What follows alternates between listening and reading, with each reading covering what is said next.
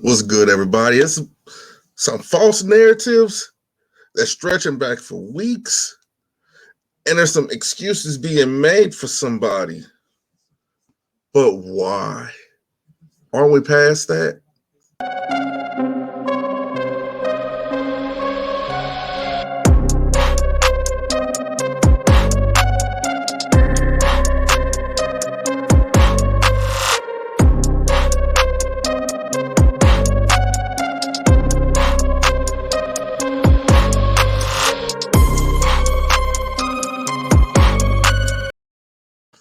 What's good, everybody? Welcome to In the Red Corner with Polo J. First and foremost, I want to start by saying that I am honored and I appreciate the bout that I seen Saturday night. The stage was set October the 9th, 2021, where two gladiators got into the squared circle, or in this case, the gladiator arena, the pit, and did their thing. One could only be victorious, and the other one would have to go out on his shield. Now, Tyson Fury was the one that was victorious, and Deontay Wilder went out on his shield. See, I want to give him a little bit of credit and a little bit of appreciation. He didn't cheat us inside the ring. He did not. But the only thing that I can say, he needs to work on that gas tank. I was saying this from the get-go. He needs to work on that gas tank. Was it? No, it was not a slow count, because see, that's part of the narrative that I want to dead today. People don't know that, yes, ref is kind of in charge of the count, but there's also a timekeeper. See, where Deontay Wilder went wrong, he did not go to a neutral corner. If he went to a neutral corner, the count would have continued. But at the same time, we have to remember who we're dealing with, and it's Tyson Fury. Chances are he was going to get up anyway. So to say that he was going to be completely gone or whatever, it's one of those what if things. It really doesn't hold any merit because we don't know. It was not a slow count. No, it was not a slow count, and I wish people would stop saying that, because all you're doing is giving this man another excuse. And when you keep giving somebody like him excuses, he's going to keep running with it. And if he keeps running with it, he's not going to close his mouth about it. And you're going to see another bout, and you're going to see him get destroyed again. I don't want to see that. Deontay Wilder and Tyson Fury, their book is closed. Their book is closed. It's done. I don't even want to hear about them in the same sentence for at least 3 or 4 years, at least. How about the Cowboys are good. This is a good year for the Cowboys, and I'm not even going to lie to you. I'm not going to fake with you or nothing like that. The Cowboys are doing good. Now, when it comes to the realm of football, I can say that I should be disappointed in my Chiefs, but I'm actually not. I'm actually not disappointed in them. Think about it. 3 straight years of AFC championships, 2 straight years of Super Bowls. What more do people want? I mean, think about it. When it comes to football, how long did it take for the Patriots to win another Super Bowl? How long? It took them a while. So everybody's entitled to an off year. Plus, people have this misnomer that a team is supposed to be great every year. A team, if that's the case, there wouldn't be any Super Bowl. Every team would be sold off and every player would be a free agent, because not making it to the Super Bowl would be a failed season. No, you got to take the small successes when you can. And plus, hell, I'm emotionally invested in the Chiefs. So I would like a down year right now. I'm not even going to lie to you, because playing until January, February is taxing. And you guys are seeing the results of it in the way that they're playing. But back to boxing. These narratives, broken finger. See, the broken finger thing, I called that Saturday. Something was going to happen to what's good, E-Dub. I called that. I said that something was going to happen to Mr. Deontay Wilder's hand because he switched his gloves so abruptly. See, he's a puncher, but he's been using boxing gloves instead of using a puncher's glove. So to switch to a puncher's glove right before the fight, they've robbed Wilder twice. No, Wilder was not robbed, E-Double. He was not robbed. See, okay, you're probably thinking about the count. I was explaining that earlier before you hopped in.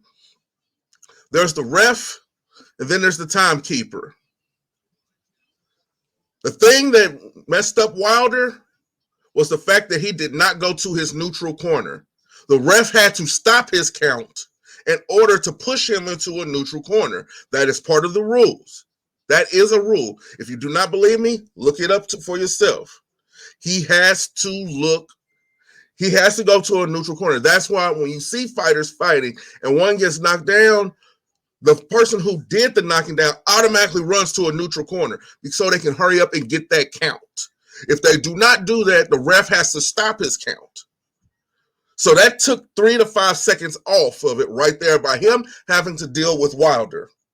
So, but at the same time, we've seen Fury get knocked down like this before and get up. So we could play the what if game all we want, but I don't think that he got cheated. Let's just stop with that. Let's just stop with the whole cheating thing and just appreciate the fight. You were in there, E-Double. Let's just appreciate the fight. Let's appreciate what those two men did. Because for us to throw these narratives and all these things at this fight is a disservice for what they did. I have tremendous respect for Deontay Wilder right now. I have tremendous respect for Tyson Fury right now. You know, after the fight, we were a little emotional when we were explaining our sides of it. And as I got to sit back and actually relax and digest what I saw, nobody in boxing other than those two could give anybody a run. No, like nobody can give them two really a run. No, if you got to go back and watch it, Chappelle. Watch the count. You have to watch the count. Deontay Wilder did not go to a neutral corner. When you are boxing and you get a knockdown, it is by rule you have to go to a neutral corner. And if the official sees that you are not in a neutral corner, he has to guide you there. See, what we've fallen victim to is the referees who do whatever they want. We were discussing this offline, a couple of us, and there's referees who are somewhat of renegades. They have things that they like and things that they don't like, and they will let that be known throughout the fight. Kenny Bayless does not like the clinch. He does not like anybody clinching. So soon as you touch each other into the clinch, he's hurrying up and he's breaking it apart. What's good, Exclusive? See, we have to give Russell Mora credit. We have to, because unlike these other officials, he followed the rules to a T. He followed the rules the way they were supposed to be meant. Deontay Wilder was supposed to be in a neutral corner. He did not report to a neutral corner, which made the official break his count. This is fact. But this is an excuse. We cannot make excuses. Let's stop this. Let's stop it. Because I'm starting to feel like, this is just my opinion, us in the media and us on the YouTube side, we're a little bit different than the mainstream media. It's almost like it's a different thing hearing it from a Channel 10 or Channel 9 news compared to hearing it from a homie that you know is not reading off of a script. When you hear from somebody who's not reading it off of a script, you're more so inclined to believe it because we automatically have this distrust for the news, except for when it comes to something like murders or something like that, or the weather. But hell, even they not even all the way accurate. So you're more inclined to trust me than your local anchor. So if I sit up and told you the only reason Tyson Fury won is because the ref was counting slow. The only reason why Deontay Wilder lost is because Tyson Fury threw sand in his eye. The only reason why Tyson Fury won is because somebody sniped Deontay Wilder from the rafters. But you didn't see it because there was a plastic bullet and it hit him in the temple and he was disorientated. So Tyson Fury seen his opportunity and he took it. You're going to be more inclined to believe me than them. But I'm not here to lie to you. I'm not here to tell you what you want to hear. I'm here to tell you what you need to hear, man. We got to stop doing this. We got to stop doing this. I know he's our own. And I love him. I love that man. Because he's a warrior, and he did what he said he was going to do. If he was not going to win, he was going to go out on his shield. And that he did. And I tip my hat off to him 100%. I tip my hat off to him. But we can't make excuses. That guy needs to get on some road work. He needs to lose some of that muscle. He came in too big. His game plan was working, but he needed a little bit more stamina. There was no reason for him to be gassed out by the third round. There was no reason for him to be breathing through his mouth by the third round. There was no reason for him to abandon the game plan by the third round. All these things were factors that led into his demise. Did he still put on a great show? Absolutely. Absolutely. I will watch that fight again and again and again. I will. And I'm pretty sure the rest of you would. What's good, Slick? I'm pretty sure everybody will be willing to watch that fight again. Because it was wonderful. It gave us what we wanted. And not to mention, you have to look at it in the grand scheme of things. What better way to finish the story than something poetic like a knockout? We told the story online. They told the story in the ring. These men fought 30 rounds. These were 30 rounds that changed us, changed our perception of boxing, changed our perception of people. These were 30 rounds that those men have taken off of their life. What are those 3-minute rounds? 30 times 3, what is that? 90 minutes or something like that? I'm not sure. 3 times 3 is what? 90 minutes. 90 minutes of hell. 90 minutes of hell. Sure, you think about it, 90 minutes, that's just what? An hour and a half. Hour and a half. Hour and a half of the most brutal sports you can think of. Let that sink in. This is time off of their body. This is time off of their mind. Oh, it's good. Yo, hey, what's going on, bro? What's going on, bro? How you doing? How are you doing? Yeah, I'm not too bad, man. I've just been playing snooker in the UK, bit of pool, bro. So yeah. I'm just chilling, bro. Yeah, I was just telling the people about the 30 rounds that these men just got through fighting. Over 90 minutes of boxing, something that is going to affect these guys' minds, bodies, and souls for the rest of their lives.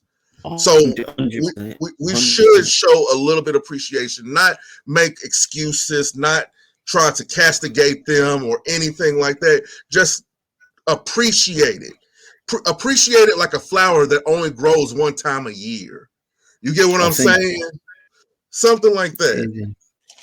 Yeah, I can't even say anything that's better. Yeah, that was 90 minutes of poetry. It told a story. It was a story that started back in 2018 and it just finished. Like I can't even read a book that long, but to watch this come into the play the way that it did something to me. It uplifted my spirit after I had time to digest it, after I had time to let it all sink in. I understood it, and I was Yeah, proud. it was a good fight. I live in Birmingham in the UK, second city. Word up, bro. There you go. We don't really speak much here. I don't know why I'm on the internet, but listen, it was a great fight. You was not going to see anything out of that fight which weren't good. To be fair, Deontay came in. It increased his whole strength up about 200 pounds. It was really strong, Deontay, in that fight. You weren't seeing no mans that were coming in there that was weak. Was I rooting for Deontay in that fight? Yeah, I was, and I don't like his fans. Was I rooting for Deontay in that fight when he dropped Fury? I absolutely hate Deontay and his fans. But when he dropped Fury, I really wanted him to knock him out. Just thought, fuck it. Do you know what I'm saying? It was mad. It was one of those.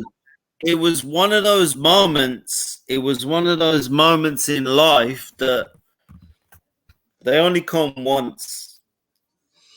But yeah. Tyson Fury beat him, and that's that. I don't know what else to say. He beat him. He put him down.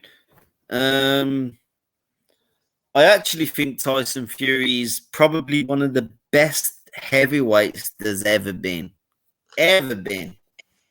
You ain't gonna get close to that guy. He's gonna do you. He will do you. What we need to see is Fury against Usyk and AJ. If Fury wipes Usyk, if Fury wipes AJ, I don't think anyone in history would be. They would very. You only have to look at Lennox Lewis. Who is Fury's best friend? Yeah.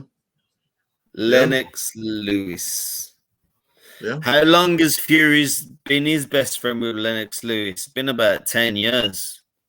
So, because wasn't Lennox the one who helped him try to get over his addiction and everything like that, to try to get him back into the ring? He did, but I also think that people need to stop hating on Wilder. I know everything about the race thing that's been going on, but let's just keep it boxing. Wilder is a great champion. I know he's not beat any Hall of Famers. He's not this. He's not that. He's not the other. But Wilder, what has he actually done for the heavyweight championship? He's actually made people watch.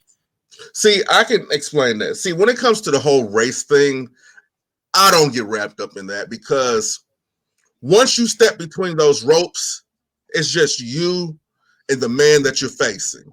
Whatever the hell is going on outside of that, you have no control over. You have control over everything that's going on in that squared circle. That's it. The fans of Deontay Wilder are always looking for a quote unquote excuse. savior. And it's a complex that he even took on to his own detriment. And I think, and I pray, and I hope that he lets that go. You don't have to be the representative of a whole group of people. You just have to represent yourself. And if you want to be a role model, you lead by example. You lead by example, by your actions. And whatever you do, let that be the example, not so much of what you say, because you can say anything. Talk is cheap. You can say anything, but the way that you live, let that be the light. Yeah, but I don't want to be too nasty on him. I don't want to be too No. horrible. No. Yeah, I know isn't. I know the things that he said have been completely they weren't good. But listen, I watched the boxing match against Tyson Fury and Deontay Wilder 3. I couldn't give a shit about what was going on with the racist thing before that. That was epic. That was absolutely epic. Yes. I just can't. Yes. I just can't. Yes. That was. It's a match that will go down in the throes of history as one of the greatest heavyweight rivalries of all time. And I actually think that it surpasses Frazier and Ali. I think you're right. I think you're completely right.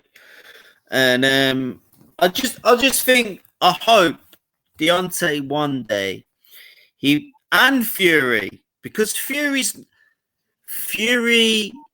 and Deontay are the same side of the same coin. It's a black and a white coin. They're no different. These idiots, Deontay and Fury, this is two the same people. It's like basically an idiot fighting an idiot. If you listen to me, I'm in my 50s. That was an idiot fighting an idiot. If you watch the press conference, did you watch the press conference with these idiots? Yes. They were basically talking complete garbage to each other. Oh, I'm possessed. Oh, I'm Jesus. I'm this, that. Listen, you ain't Jesus, Fury and Deontay. You're not possessed by nothing. Get in the ring and fight. And that fight was epic. Yes. It was epic. Yes. I think that fight was what boxing needed. Boxing needed that. I look at these two like, it's going to sound crazy, but I look at them like heroes right now, because we have an issue with the top fighters not wanting to fight. We have an issue with number one and number two not wanting to get into the ring, pricing themselves out, doing all this silly maniacal bull crap. I'm not going to curse Deontay was absolutely amazing.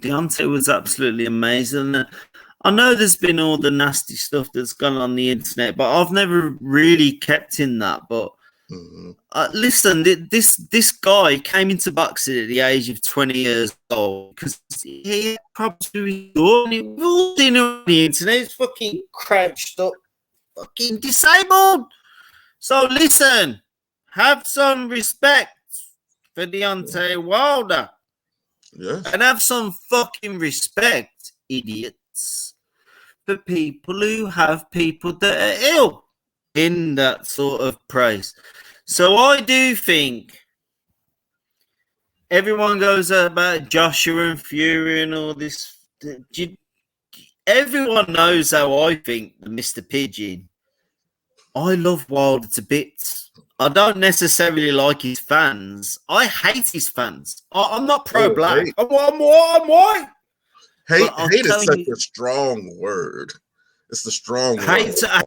Do you know why I like Deontay? He loves his children and he protects them and he's made money for them. Who else have fucking done that? And I tell you what, when Deontay had fucking Fury wobbling, I sort of went through a spiritual experience. I wanted Deontay to knock Fury out. I could be honest with you. After everything that Fury went through, this year with his child, I've had to deal with that with a premature birth. Oh shit. Two of my children were born. One was born at 28 weeks and one was born at 26 weeks. I know how that feels, not being able to hold your child for at least 3 months. I know what it's like.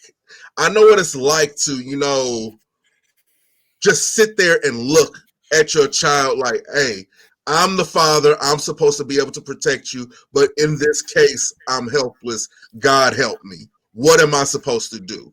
So, and with that, I have the utmost respect for Tyson Fury also. Like I said, I have children. Deontay Wilder, what he did for his children, because what his daughter was going through spinal bifida and not really having a single cent to his name. So he's going to do this in order to provide for his child the best way that he sees fit, to where you can go in and say, hey, how much does the medicine cost? Here you go. Got it. Let me have my daughter and tip her. That's knowing all that. I have the utmost respect for both of these men. These men, they showed the character of men when it comes to their personal life. They showed 100%. What a man is supposed to be, what a man is supposed to do, persevere. And what they did in the ring was pure perseverance.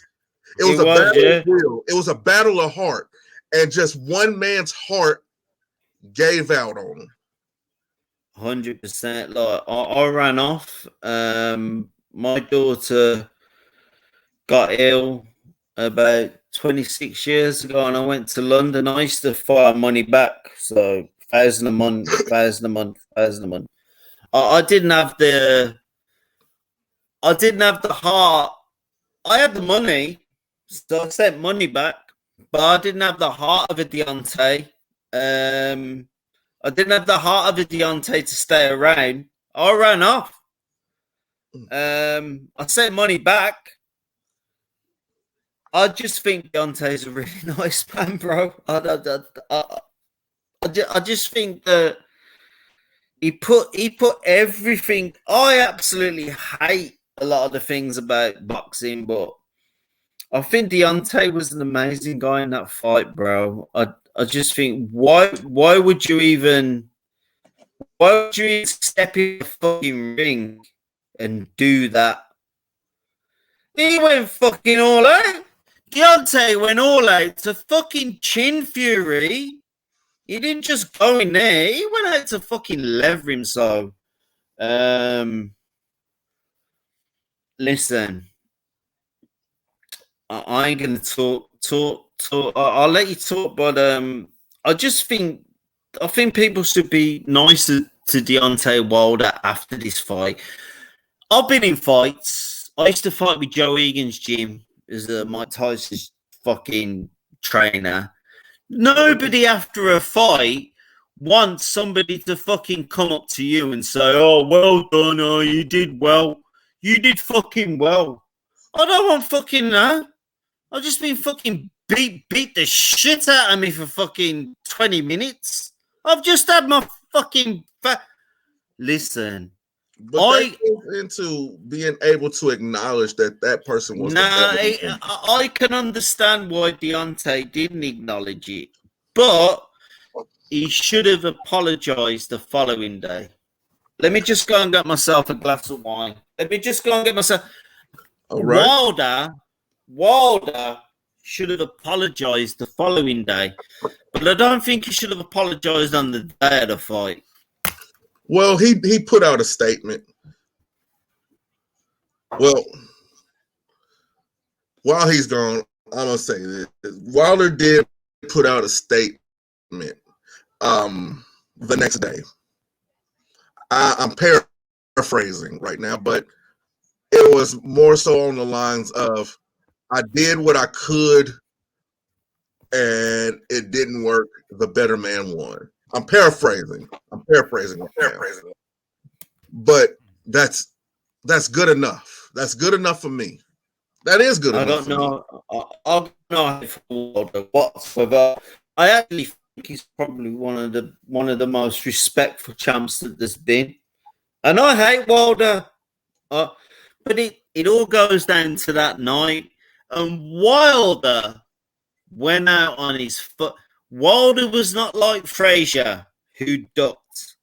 Wilder was not like a lot of these. Wilder went out to do Fury. Wilder went out to do him. He wanted him. He went to beat him. So I think people should give Wilder his credit. He really, really went for that.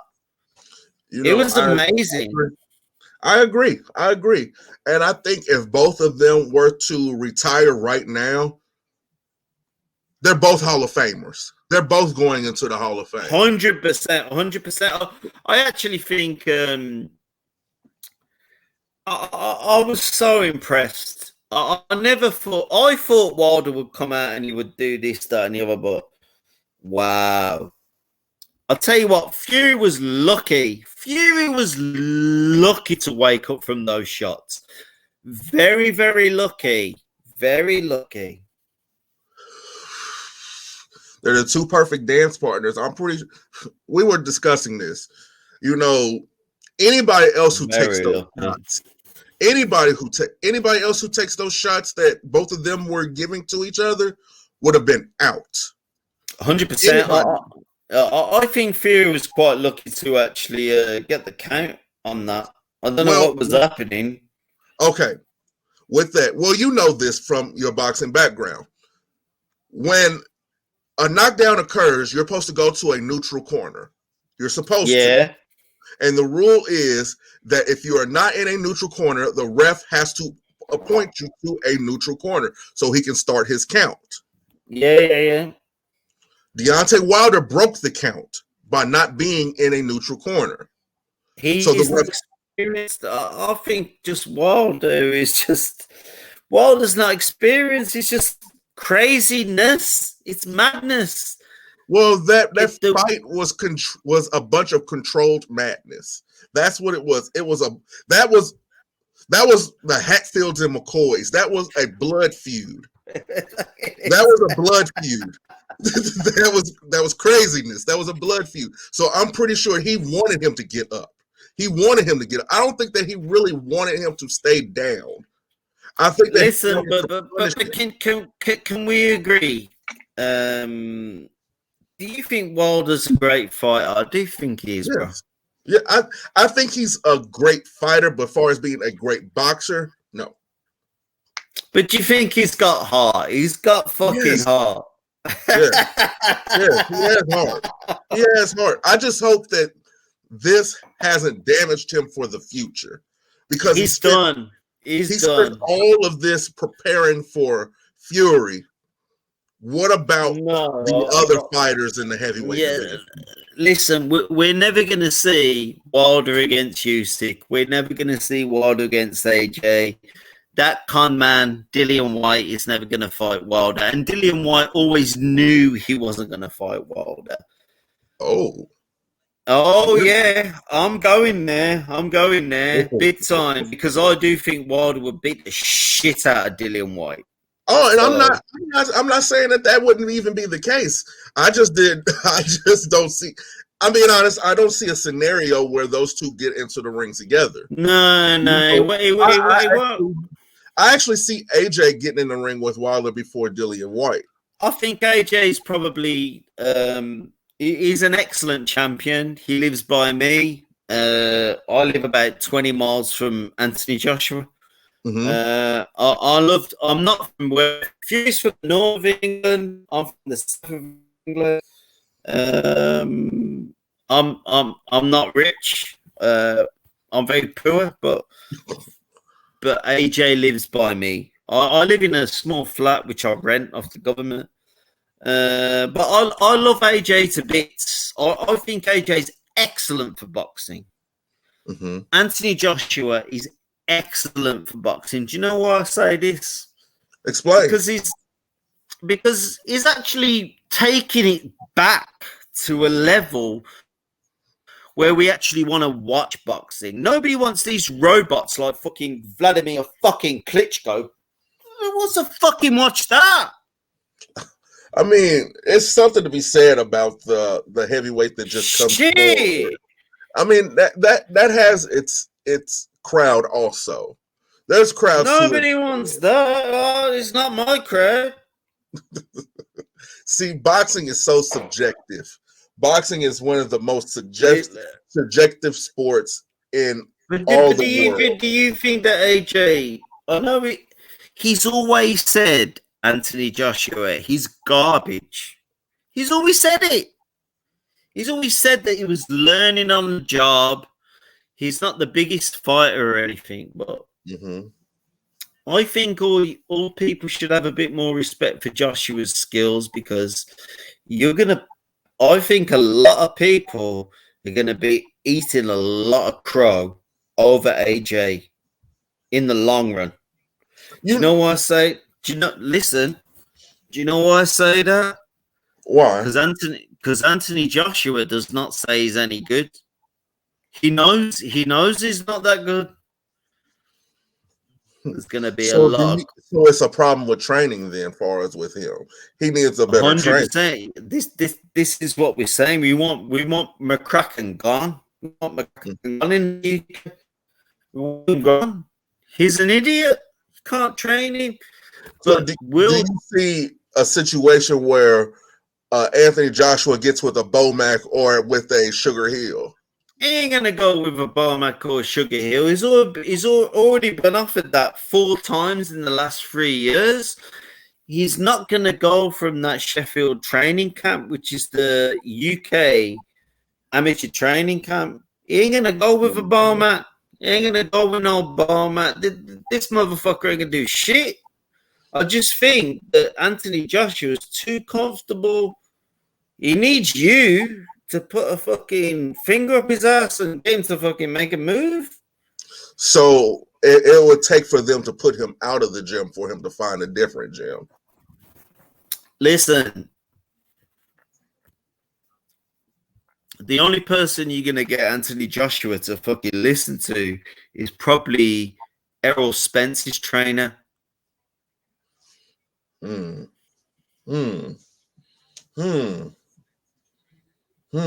you think? Oh, that's a good question. What if Anthony Joshua got Mark Breland? Mark Breland's not good.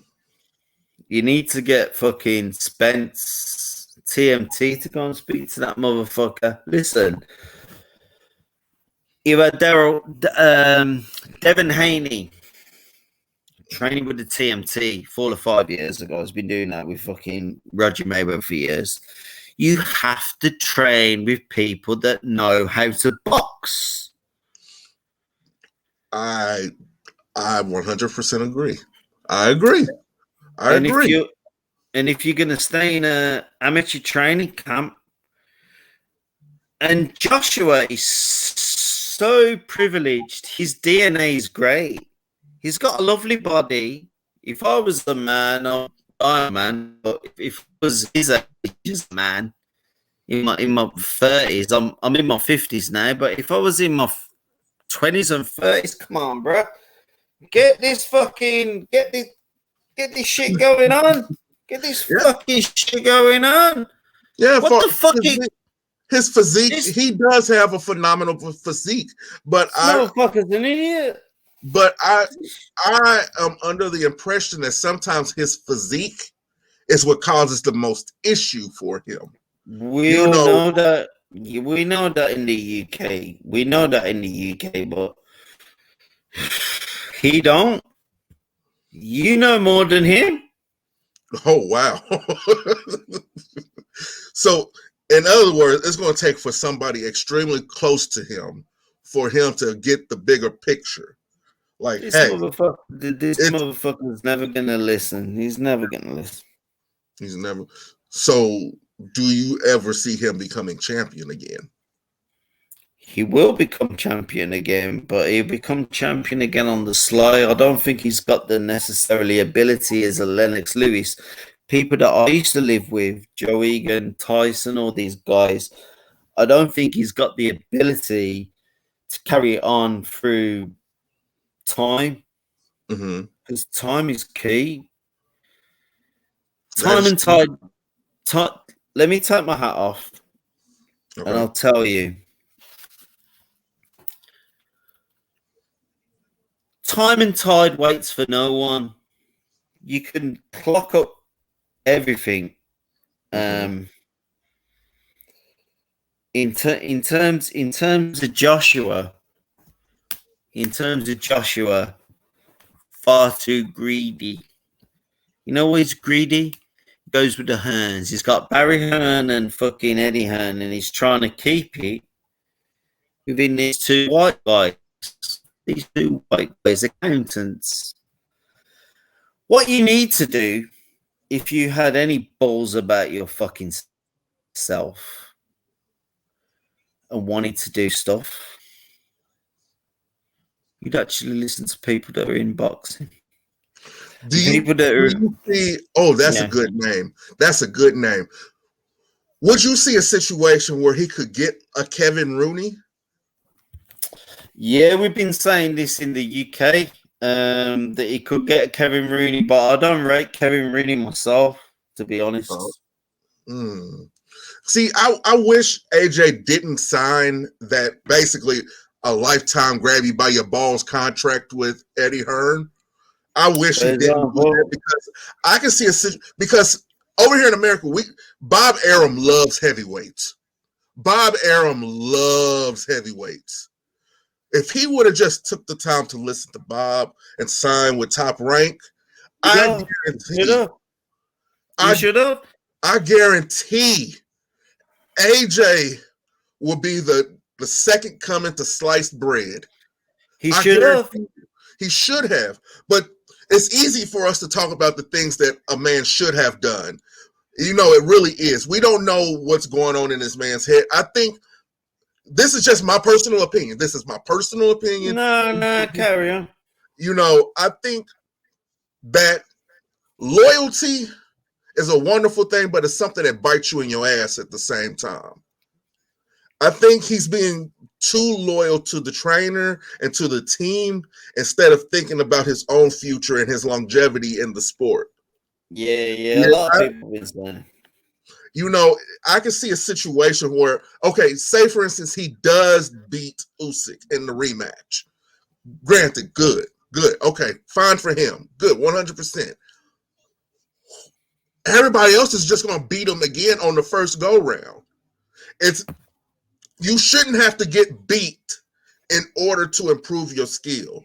You should be constantly evolving your skill as you progress in the sport of boxing, because boxing is not for long. All it takes is a couple of good ones and you out of there. It's going to be hard for me to. Can I talk? Go ahead.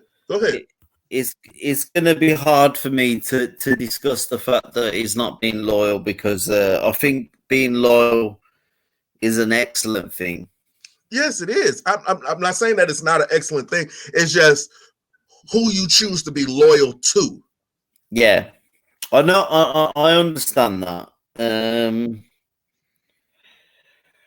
Yeah, I understand that. It's a really difficult conversation, isn't it? To be fair, I don't know. I'm trying to think like AJ at the moment, but it's difficult. You know, I get it. He has a story, but everybody has a story, and at the end of the day, it's up to you to finish your story the way that you see fit. If he will finish it, yeah, I think he will finish it. Listen. I'm not even an AJ fan. I'm sort of a. You're a boxing fan. You're a boxing fan.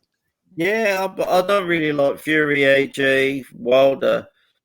But I do have a part of me in my heart, because I live by AJ, and he's not rich, and I'm not rich. What? I'm poor guy. He's not rich. Well, he's rich now, but he come from poor background. I'm very poor. I live in a 1-bedroom flat. So I live in a 1-bedroom flat. So and AJ did live in a 1-bedroom flat before he got rich with Hearn. So listen, I hope AJ comes back and wins. Willie, he's going to struggle against Usyk in that rematch. I don't think that that's a given. I actually think. Let me just charge my phone, bro. Oh, go I right actually, ahead. yeah. I actually think that AJ train might be over. To be fair, I don't think he's necessarily that linked anymore. If I'm honest. So you think the damage caused by the Usyk fight is irreversible? Nah, oh shit, you still there?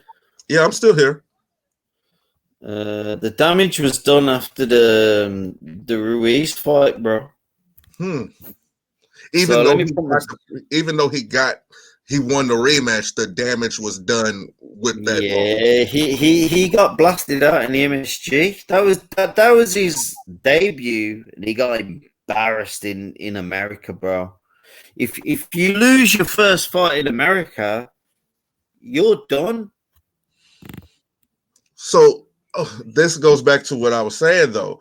Do you think it's a situation where he needs to reinvent himself? Is he just scared to take that chance on himself, or is it something deeper than that? I think he's done. I, I think he needs. He's done. He ain't gonna go to the USA. I think he's scared. To be fair, I don't think there's any part of him who wants to fight in America. He'll probably win abroad, but not in the USA. He has no ability for him to win there. He ain't gonna win shit in America. To be honest, So, okay, my friend here said he needs to work out his brain. It's mental, his mental. So, no. is it mental, or is it just a failure of the heart? I think it's more of the just too much money. He's got too much money. Oh, it's one of those situations where it's harder to get up once you have silk sheets. Yeah, like Marvin Hagler said against Thomas Hearns, and Hearns got blasted, bro. Oh, oh wow. Oh wow. I don't see AJ coming here because of his. Oh, he said he doesn't see AJ coming here because of his mental. He actually agrees with you. It's the mental thing. He doesn't want to lose it. Is it one of those things where he Don't. feels like he's jinxed if he comes across the water? He ain't gonna do shit in the USA. He literally got no clout in the USA. If AJ comes in here, well, I'm not here, but if AJ comes to the USA, he's just in a world. I need to go to the toilet, but he's in a world of trouble if he comes here. Ain't gonna do shit. Oh wow. See, that's where the team I matters. just That's need to what, go to the toilet. all right. All right. That's what he's saying. I I agree, but I have hope for AJ because he's still such a young fighter. You know, if he needs to see a sports psychologist, I mean, there's no shame in that. There's no shame in seeing a sports psychologist, and he needs a better team. He needs a better team. I think it was strategic by Eddie Hearn to sign him the way that he did. That way, that Bob Arum didn't get the chance to even sniff at AJ. Usyk will be here before AJ. That is, ooh, that's a tough man. That's so tough. That's so tough. You know, I want to. How do I say this? I want to root for AJ. I want him to make it, but AJ has to want to make it. AJ has to want to have the fortitude to push forward. AJ has to want to be better than what he is. Because, like I said, he has a physique, but That's all that matters to him at the end of the day is his physique. It's one thing to look like a fighter, and there's another thing to be a fighter. I think, yeah, it's all mental. And a sports psychologist would do him good, and a different team would do him good, a different trainer would do him good. No. Sport.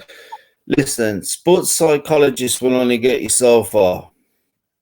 If you need somebody to tell you how to be a person, you got issues.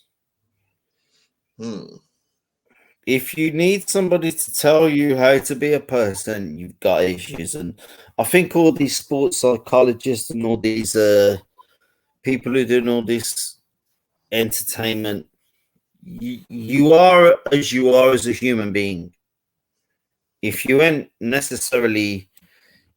fucking doing anything and you need somebody to tell you to do something, you're gonna do nothing in life. Yeah. Be positive.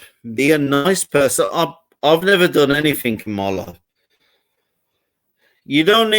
Nobody needs a sports psychologist to tell you what to do.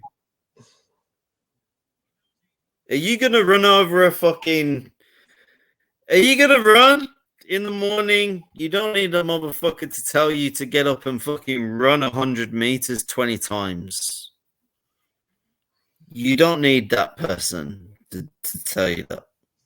So you're saying that I'm just guessing. I'm not saying that. No. What I'm saying to you is, did Usain Bolt have a fucking sports psychologist tell him what to do? Or Tyson Gay? Or fucking... no! They didn't have these fucking morons telling them what to do. Nobody had fucking them to tell them what to do. Well, there was a hunger involved with them also. Listen. There's the good food, good training, and good DNA. That's what Usain Bolt said. Good training, good atmosphere, and good DNA. If you ain't got that and you lose, no fucking sports psychologist is going to teach you shit. Tyson Gay tried that against Usain Bolt, and do you know what happened to him? He lost. He got his fucking ass fucking put up in, bro. Let me just go and get my drink of wine, bro. Listen, let me just go and get my wine. Sometimes it's not all about psychology and all these mind games. Sometimes people are better than the other man. That's true. End the fucking story, bro. That's true. I can agree with that. And that's that. You got Tyson Gay looking for excuses in the fucking 100 meters against fucking Usain Bolt. You got hammered, bro. He did. Got hammered. Usain Bolt put you on your back, man. And he put you on your back even now. So just stop moaning. Stop fucking complaining. Just fucking, what the hell? So, yeah, you're right. You're right about that. It's crazy how other sports can be synonymous with other sports. I don't follow the American sports, bro. I don't follow all that shit. Oh, you don't? Well, I do. I've been watching the New York Giants today. Oh, football is not the way to start with. Start with baseball. Start with baseball. Baseball is more of a pure sport than football.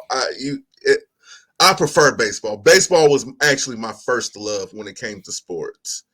It was because I love the fact that it's controlled chaos with pressure, but with ease at the same time.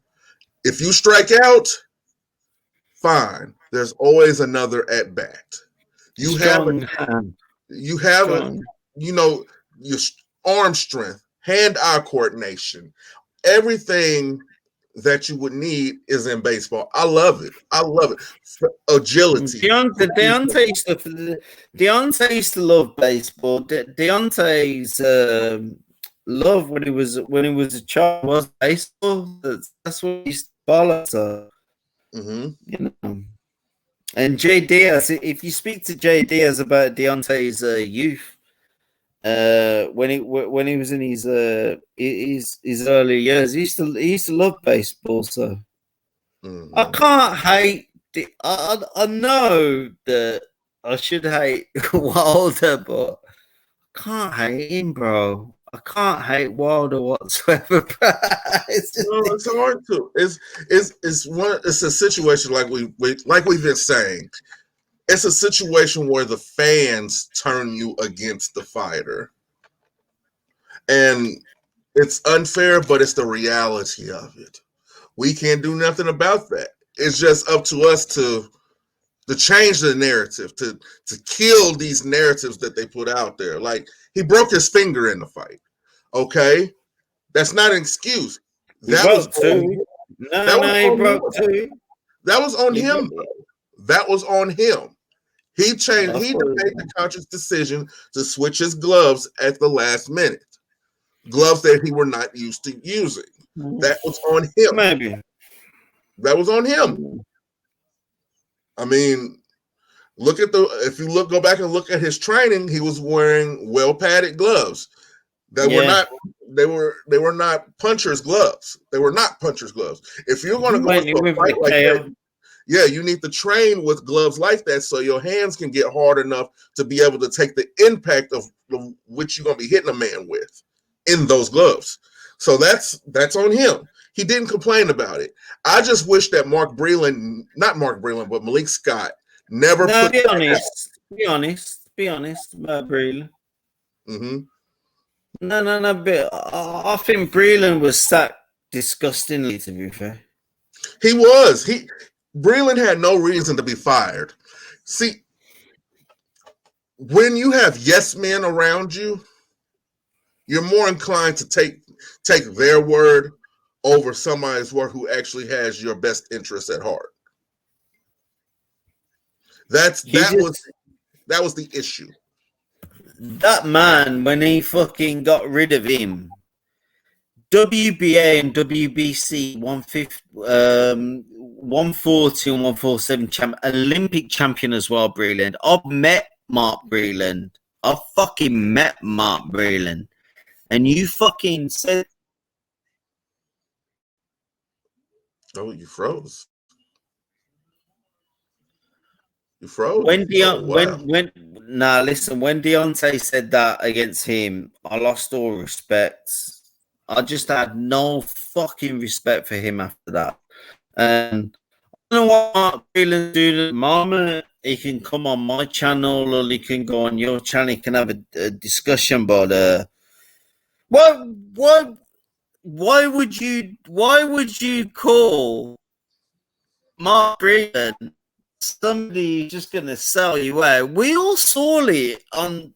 We were all fucking there. I saw Mark Breland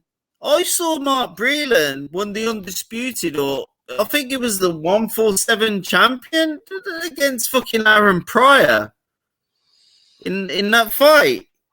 So get the fuck out of here, Wilder. Wilder's a fucking clown, bro. Talking fucking blazer, fucking man, them coming with the shit. Listen, you're gonna get a Mr. Pigeon coming straight down your ass with Jamaican shit now, bro. Yeah. You're gonna get Mr. Pigeon coming on you, bro. Listen, why man's dissing fucking Breland, bro? Why are you dissing Breland, bro? Piece of shit. I think it was a situation where in his eyes, he needed somebody to blame other than himself. I think it was more of an accountability issue than an actual issue with Mark Breland. His accountability issue needs to fucking relax, bro, because that was fucked up. It was, but it happened. We can't do anything about it now. Shit, bro. I Why mean, would but you say that it's about one of those me? things that eventually he's going to have to apologize to that man for that. Yeah, he needs to because like Breland's a top guy. Breland is a top guy in boxing. Why would you do that? And it's sad. I hate to say this, and I know I'm probably going to catch some flack for this, but I don't see a situation where Deontay has any more success until he apologizes to that man for that, because He needs people to. may not believe in karma and all this stuff, but I do believe in what goes around comes around. Can I be honest now? Go ahead. You need to apologize, bro. Listen, if you're watching this channel, Deontay, you need to fucking apologize. You got all the mandems in here, bro. You got this man here. You got me. All the colors of the universe, bro. We ain't gonna fucking listen. We love you to bits. We wanted you to beat Fury. We wanted you to beat Fury. We didn't want you to lose that fight. Come on, man. You are gonna have to apologize to Breland for that shit, bro. Because there's a lot of people from Jamaica, all over Trinidad, everywhere these places like me as well. I'm white. You're gonna have to fucking start fucking manning up on that shit because listen, Breland was a 2-weight champion. You ain't done shit, bro, to Breland. Breland beat about fucking 6 Hall of Famers. What have you beat, bro? So you want fucking trouble with people all over the islands, fam? Come on, bro. Don't fucking play with people, Wilder. I love you to bits, bro. And you got everything from him as well, me as well. We all love you to bits. It's no hate. But you're gonna have to apologize to Britain, bro. Sorry about this. I'm sorry about this. No, You're there's gonna nothing have to to. be sorry. There's nothing to be sorry about. When I feel as if if you have to apologize to a man for telling the truth, that shows his type of character. You shouldn't have to apologize for telling a man the truth. And everything you just eloquently pointed out is the truth. He needs to apologize to Mark Breland. He does. He really does. And I just hope that it comes to his heart to where he does it. Because like I said, I don't see a situation where he has any more success in the boxing world until he does that. Far as with top level competition, let's be honest, because there's some heavyweights that are just heavyweights because of their weight and their size. They don't really have the requisite boxing skills to even get into the ring with him, even though he's just a puncher. But far as the upper echelon of the competition in the heavyweight division, I don't see a situation where he has any more success. No, I don't see him beating an Usyk. I do not. No. I see AJ and him being a draw, honestly. I think they just going to beat each other senseless. I got huge respect for Anthony Joshua. I know people hate him, but listen, he's done his thing, and it, to be fair. Why do people hate Joshua? Like, you're going to just hate the whole of the UK? You think No. I don't think anybody hates Joshua. I think people hate the way that he boxes. He boxes so rudimentary. But it's good. It's good. It's good for lower tier fighters like a Povetkin or a Dylan White or a Joe Joyce. It works for that, but it doesn't work for Andy Ruiz, a Usyk, hell, even a Deontay Wilder or a Tyson Fury. That style is not going to work. I think that's Hearn's fault. To be fair. I don't like Eddie Hearn. Eddie Hearn, he's an acquired taste. He's a hustler, though. I can admire that. He knows how to get to the paper. I can admire that. But in the sport of boxing, Are you willing to sacrifice your boxers just to get the paycheck? And it's been an overwhelming yes. Yeah, Now, 100%. I'm just interested to see what's going to happen with Mikey Garcia this weekend, because he has That guy's gonna get iced, bro. He's gonna get iced. That guy. who Mikey Garcia is fighting against, or is Mikey Yeah, Garcia shit, bro. really? Yeah, he ain't no good. He lost his fucking bag. Let me just put my face on. He lost his bag after the fucking Garcia's last fight. Who was that against? He got a UD. That was shit. He ain't no good. Marky Garcia's not got no good, bro. I just don't think he's gonna do anything. Who's he got in the next fight? Well, it's good. Hold on, let me see. I can pull it up for you. It's going to be Mikey Garcia versus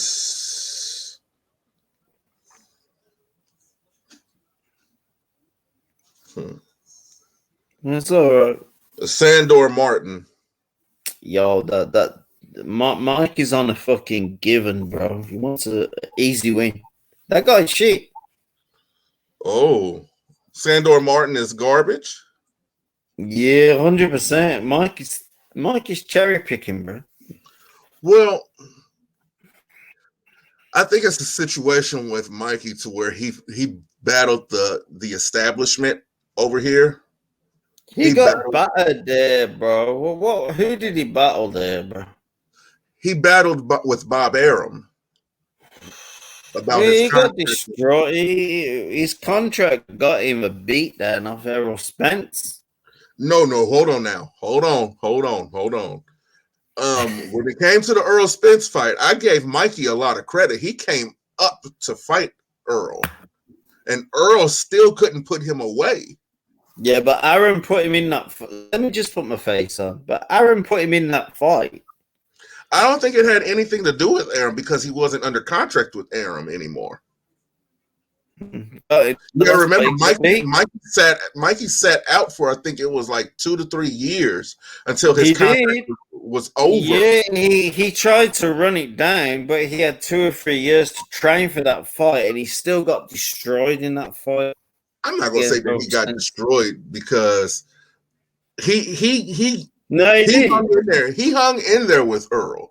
He really did, because he was the smaller man in that situation. So you got to give him credit for that. Oh, hey, Exclusive, how you doing? We're good. Yo, what's going on, bro? We're talking about Mikey Garcia right now. Mikey Garcia. Oh, he's fighting this weekend, right? Yes, he is. Against who? Against I forgot this guy's Sandow Martin.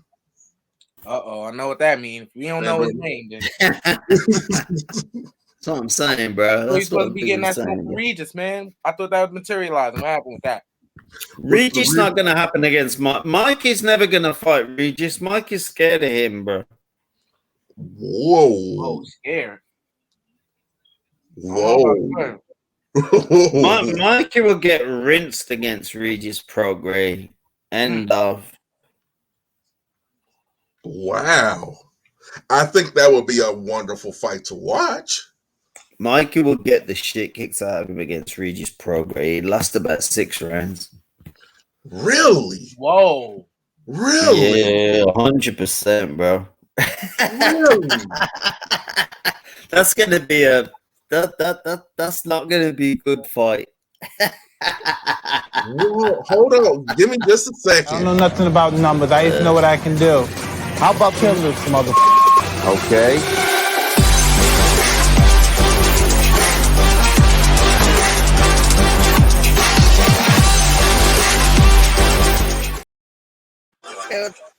That's gonna be a kill down, bro. Hey, Marvin, what you got in that cup? You drink Patron, bro? You drinking? What is? I think he's drinking on some wine. I think he got some fine Chardonnay in that. Yeah, man, I'm on this Mexican wine, bro. I'm in Algeria, bro. I'm in Algeria. I'm from the UK, but I live in Middle East, Algeria. Oh, beautiful summers. I don't It's know about bullshit.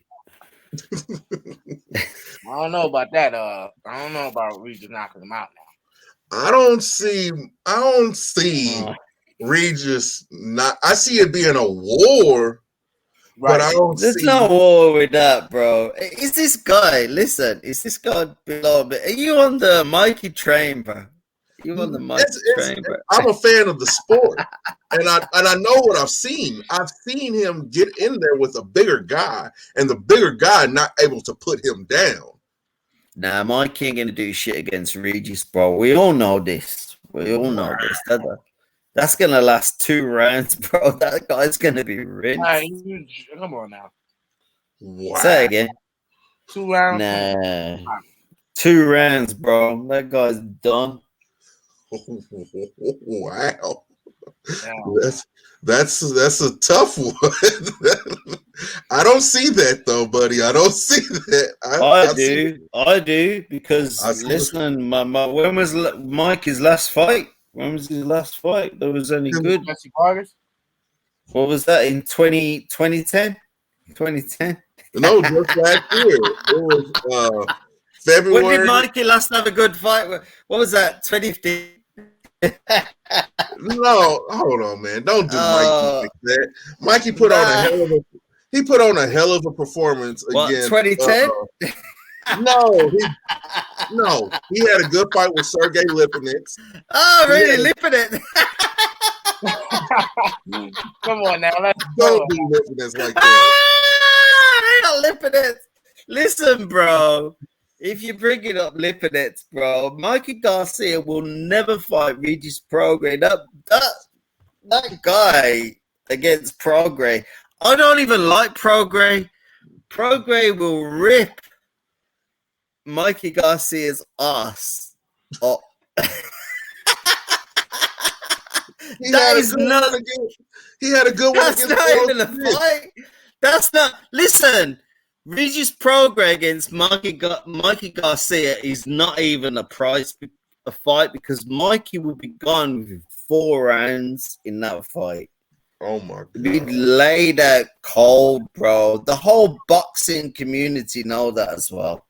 Oh my! Only a fool would say that Mikey Garcia would last with Regis Prograis. Well, I guess I'm a fool. Well, I guess I'm a fool. Me too. Because I see this fight going. That fight's a given, bro. It's gonna get battered. It's gonna get battered in that fight, bro. No, I guess I'm a fool.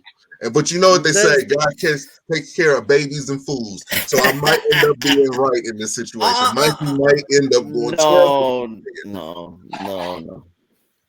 Jeez. Mikey Garcia is a good fighter, but he eats too much salmon.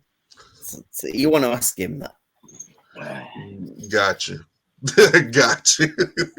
I'm sorry I'm pissed, bro. I'm pissed. I got one for y'all, man. Artur Beterbiev. What's that? Artur Beterbiev versus Marcus Brown. Wow, that's a good fight. That's a really, really good fight. Wow. That's a mad fight. Holy really? Yep. I think Artur Beterbiev is gonna knock him out. That's a fucking good fight, bro. Wow. I need to charge my computer. That's a mad I'm just fight. waiting for the day when I hear the announcement that there's going to be a Virgil Ortiz Jr. versus Jerron Ennis. When I hear that, Boots, bro. Listen, Boots has been so pimping now for about 10 years. Nobody's giving him a fight, so we'll see. That's going to be the only way he can get a fight because I don't see I don't see Boots a situation playing, bro. You got people like you don't like Boots. I love Boots. Whoa, hold on. Boots is the homie. Boots is the homie. You think Virgil Ortiz is gonna knock him out? No, I think they're gonna have a good hell of a fight. That's a major fight. Listen, I know all about that fight. I'm the man to talk to about Virgil Ortiz against fucking Boot Tennis, bro, not you. Oh, really? Oh, really? So you just gonna call me on my own show?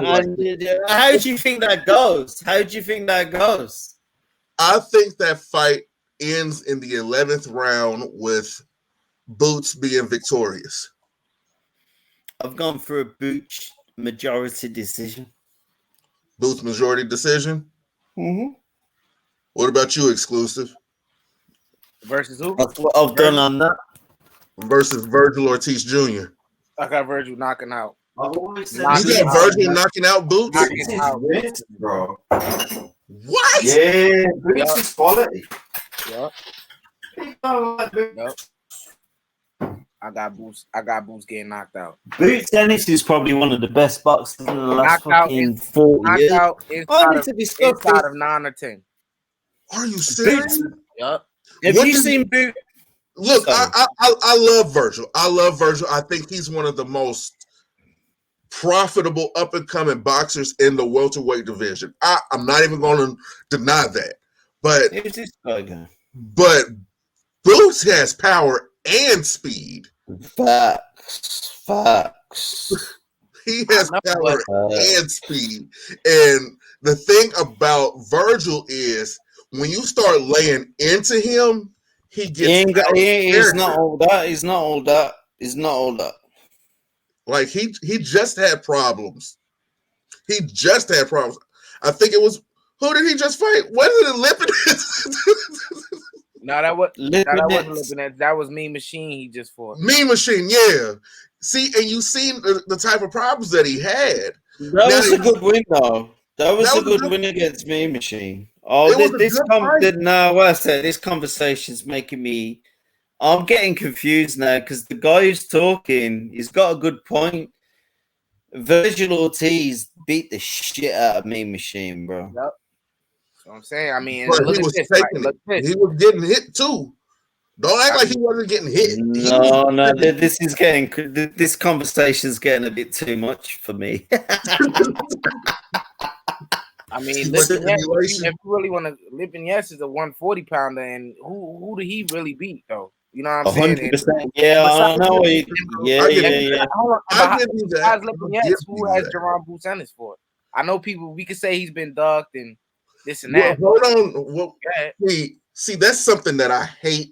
We use it to support our arguments, but then we use it to disprove arguments also. It's a massive and it's the resume biased. I hate it, but I love it at the same time. Right. You know, there was a fight that Boots had, and Terrence Crawford said, "Hell no, I'm not getting in the ring with him." Right.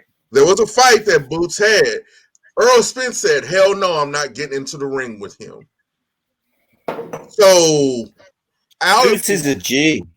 Out of the welterweight division, who else do you have? You have Keith Thurman. Mm-hmm. He ain't gonna fight him unless there's a belt on the line and there's more money involved. This is too much. Sean Porter, okay, he'll get into the ring with him, but I don't think it's gonna go the way that people think it's gonna go. And he dropped out. Damn. And then who else do you have in the welterweight division that can give him a run? Pretty much nobody else, I would say. So people are gonna have to look. People are gonna have to start coming up from 140. People are gonna have to start coming up. Right. That's what I'm not liking right now. People are being comfortable where they at and not wanting to progress. But also, I also don't see nobody calling Virgil out, even though he's getting hit and he's not looking that impressive. I don't see anybody Virgil. The same thing that happened to Boots at his last two fights happened with Virgil at his last two fights. Right. The top ones that said, "Hell no, I'm not getting into the ring with him." Right. Like, I love Bud and I love Earl, but these are the better versions of those two. You would say, yes, right? You get what I'm saying? You get where I'm going. So I don't see I see Earl and Virgil fighting before Virgil and Terrence, and I'll see a situation where Terrence would take on Boots faster than Earl would. I don't know.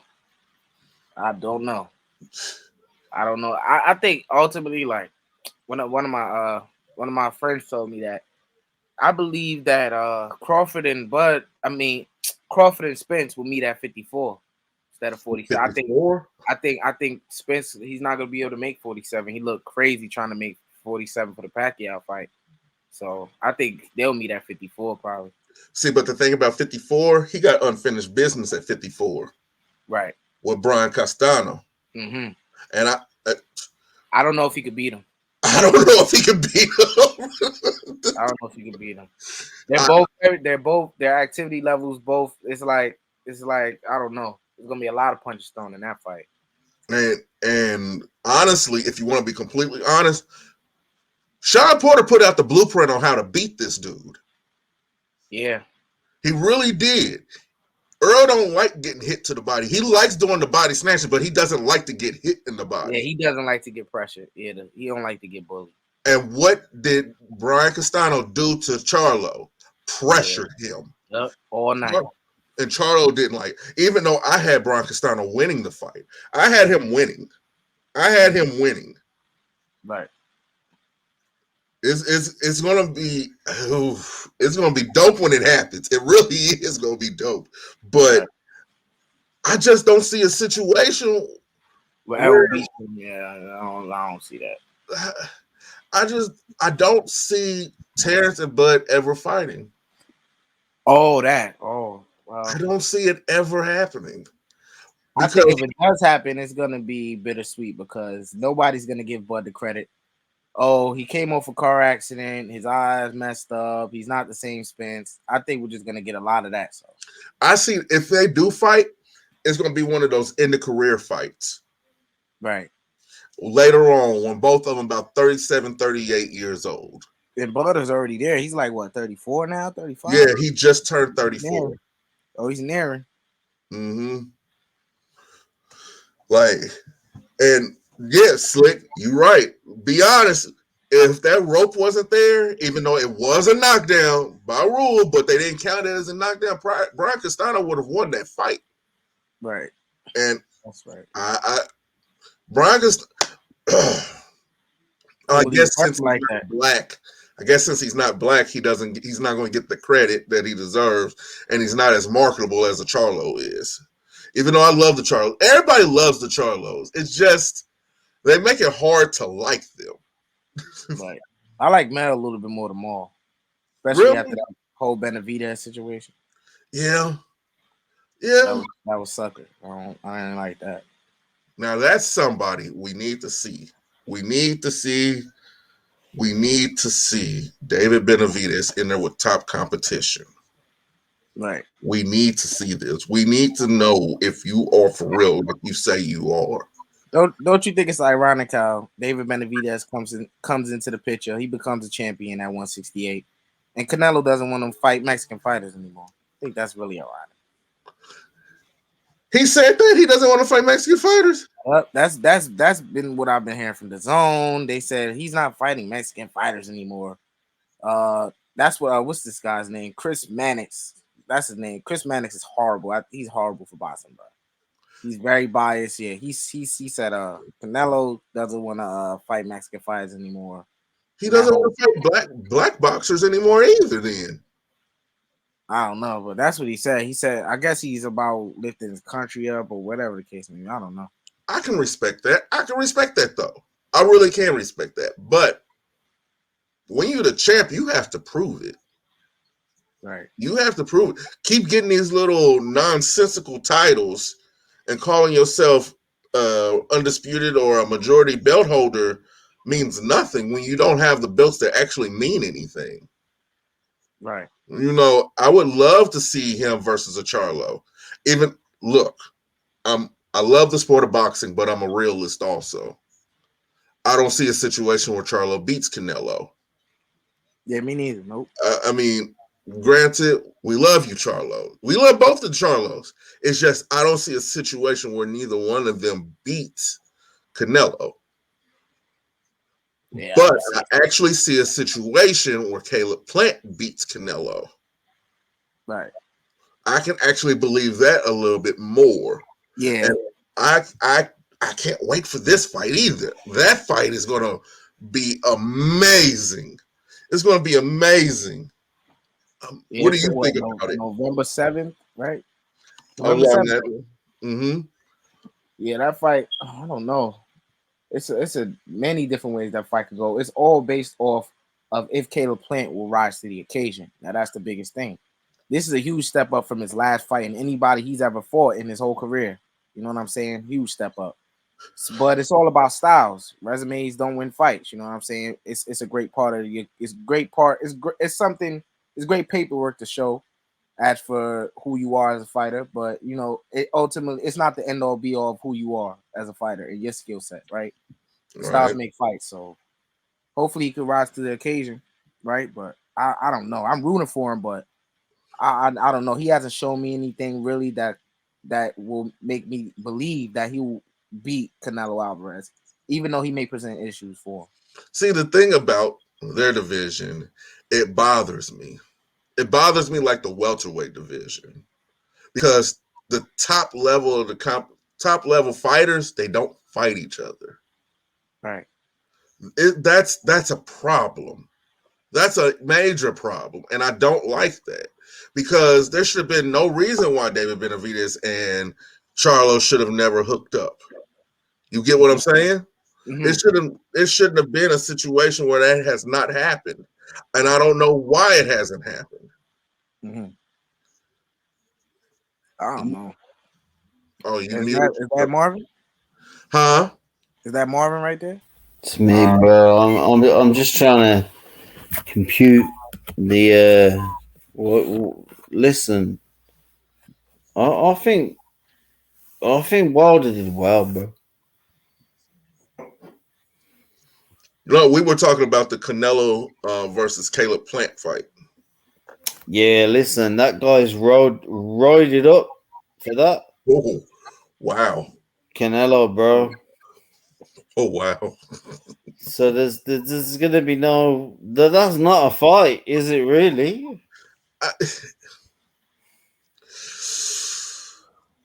I can see a situation like I said. Yo, let me just go and get a drink. I'm gonna just go and get a Guinness. Are you still there, bro?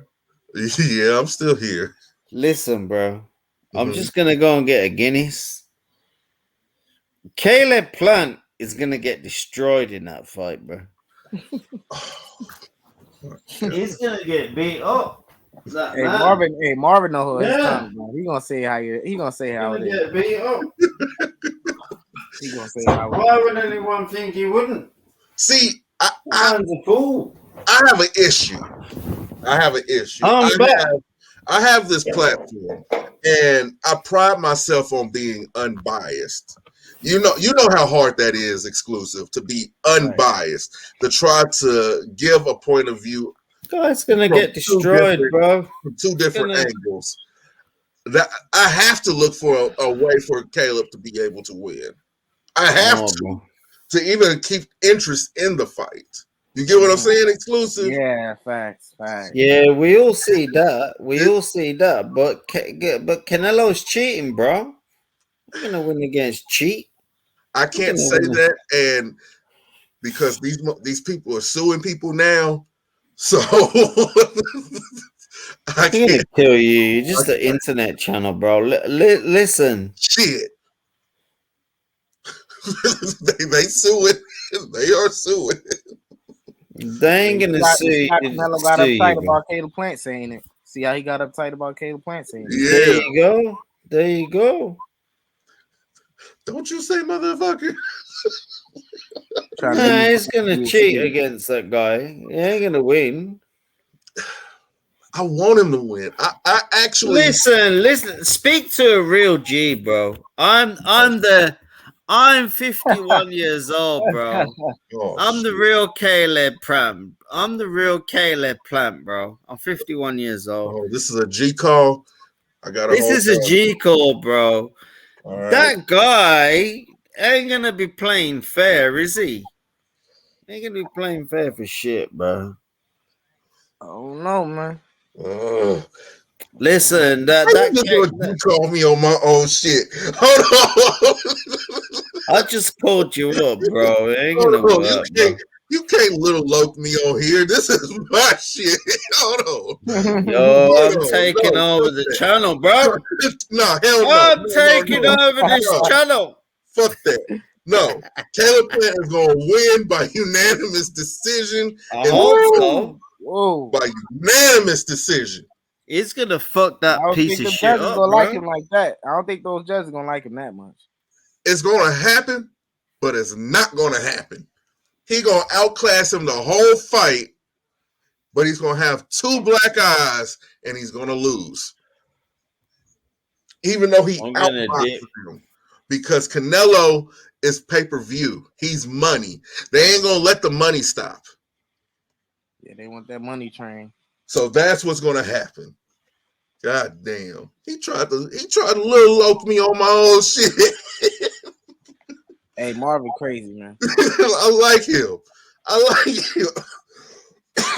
But what do you think, man? Yeah, I got Canelo winning. Not by stoppage, but I think he just gonna cut that ring off. He gonna bust Caleb Plant up to the body. I know that sounds simple, but it's like with Canelo, like Billy Joe Saunders. A lot of people saying, "Oh, Caleb Plant is better than Billy Joe." I don't see that. I don't believe that. I honestly don't believe that. I think it's gonna look like the Billy Joe fight. Oh, that's what I think. Shakur Stevens versus Jermaine Herring. What do you think? Man, that's another fight right there. I don't know. I just got a bad feeling about this fight for Shakur. What? Yeah, he says he's gonna go in the pocket with Jamel Herring, and I mean he has the ability, but I don't like that for him. He says he want to make for a more entertaining fight, and if you are making for an entertaining fight, you do that. But I don't think he should do that. I don't think that's a good game plan going into this fight because Jamel Herring, he has some power. He has some speed. He places his punches pretty good. No, he's not the fastest. He doesn't have the fastest feet. But if he catches you, he can pretty much hurt you. Not too bad, but he has decent power. You know what I'm saying? Oh, wow. But that fight right there is a dangerous fight. It's not a fight that people think is gonna be. He's gonna walk through Jamal. I don't see that. Can he win? Yes. But is he gonna walk through Jamal Herring? I don't see that. I don't see that. Ryan Garcia versus Jojo. I can't stand those dudes, but I'm gonna give a prediction on that fight. I don't know. I mean, Jojo Diaz, you know.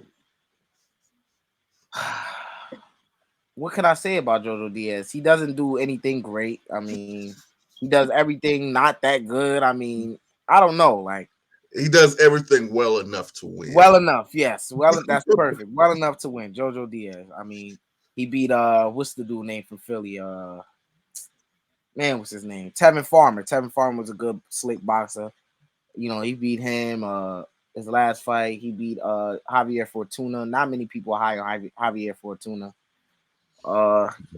He's real sloppy, you know, but he beat him coming off that win.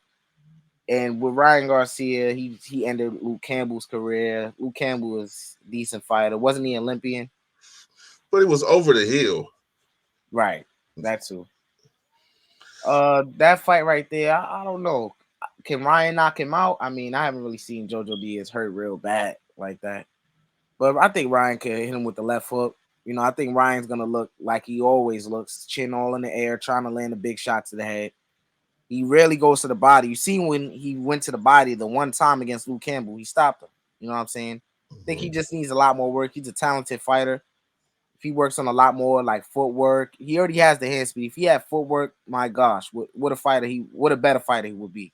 You know what I'm saying? He doesn't have the head movement. That's another thing. His head is on the center line. A lot of his shots are telegraphed. He has all the physical talent. You can tell he's an unpolished fighter. You can tell he is. But based off of that, I think his talent alone is what's going to win him this fight. This talent, he's more talented than Jojo Diaz. See, so after Jojo, I see a situation where it's Ryan and Devin. Ooh, There's no way Ryan could duck out of that. At that point, because technically he would be a mandatory at that right, time. because this is two mandatory. Two of Devin's basically meant fighting each other. Like nobody wants to be champion. I mean, if that title was vacated today, these guys would be jumping on the opportunity to get at that title. Yes, they would. Devin has it. You know what I'm saying? So, is the winner the true loser? That's a good question. Yeah. That's a deep ass boxing question right there. Is the winner of Jojo Diaz versus Ryan Garcia the true loser? Yeah, ultimately, because they don't beat Devin. I don't see neither one of them beating Devin. Neither one. I mean, they're just procrastinating not to face this guy. So this is the step to like, all right, we're gonna face each other, and then whatever it is after this. Well, we have to be honest about Devin too. Devin can be a little chinny also. Yeah. He got caught with a good shot by Linares. Yeah, and this is boxing. All it takes is just see now something that Ryan has over Devin. I think it's speed. Ryan is very fast. All it would take, honestly, in a situation like that, for a perfect situation for Ryan, would be a good check hook. And I think he can knock down Devin. Do I think he could put him away? No. But I think he could score a knockdown. Now it's what would it be to get the score the knockdown on Ryan? Right. I don't think Ryan's intelligent enough. I don't, especially against the Devin, right? And Chinny, like classifying Chinny, like Luke Campbell, he's not really known as a guy who hits hard, right? And he dropped Ryan Garcia. I think that's what Chinny is. When you get dropped by somebody who can't punch, right? But it could be, it's opinionated. That's not a known fact what I said. It's just opinionated, right? Yeah. Devin Haney was hit by Linares. Linares could crack. He dropped arguably the number one pound fighter at the time, Lomachenko. He dropped him. He hit Devin with that same shot, and Devin, he was hurt, but he didn't go down. You know what I'm saying? But, he was wobbly. Yeah, that remains to be seen. He was wobbly because I seen that smile. When a boxer smiles, they felt that. They felt that. Right. So it's just one of those situations. Like I don't know. And then we got Gervonta versus Rolly. I don't even want to talk about that. I knew that fight was gonna happen. I made a video on that 3 weeks prior to the announcement. I don't even want to talk about that fight. We all know what it is. We should not pay for this fight. We should all stream this fight. Please don't pay for this fight. Maybe if it has a good undercard, pay for that at least. Watch the undercard. The undercard. The undercard may be worth it, but if the undercard is not worth it, please don't waste your money buying this fight. That's been a trend lately, though. Have you noticed that? What's that? We've had a lot of phenomenal undercards this year. Yeah. Absolutely. A lot of the undercards have actually outshined the main event. Yep. Like, who would have thought that Guerrero and who did Guerrero fight on that Ugas card? Victor Ortiz. Yeah. Who would have thought that would have been a fight like it was? Yeah, it was a good fight. That was a good fight. Hell, some main events have been good, like Ramirez versus Josh Taylor. That was a good fight. Yeah, that was a good scrap. Yeah. That was a good fight. But is this fight, Andy Ruiz versus King Kong Ortiz, is this going to be a good fight? Oh, that's really happening. Yeah. Oh, I like that fight. The Cuban, man. The grandfather himself. The grandfather. Andy, man. Andy's good, bro. He's good, you know what I'm saying? But Luis Ortiz good too. He's good, but I don't know how that fight plays out, to be honest with you. I don't know. I can see it. I can picture it almost. I can see where King Kong is basically beating the hell out of Andy. Andy taking some hard shots. And he's going to get knocked down at least once or twice. Right. But I see a situation where he outpoints him. even with the knockdowns. Yeah, he has them fast ass hands, man. Yeah. Punches and bunches usually wins. Yeah, he got speed for days, bro. Yeah. Speed.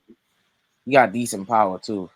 I And mean, he's a something big dude. else that Andy does that people don't notice is a little trick of it. He turns around. He Mhm. turns around to where when you throw it a punch, sometimes you have no choice but to hit him in the back of the head. Right. So Oh, yeah, you hit Andy in the back of the head, and the ref sees it. right. Point taken, point taken.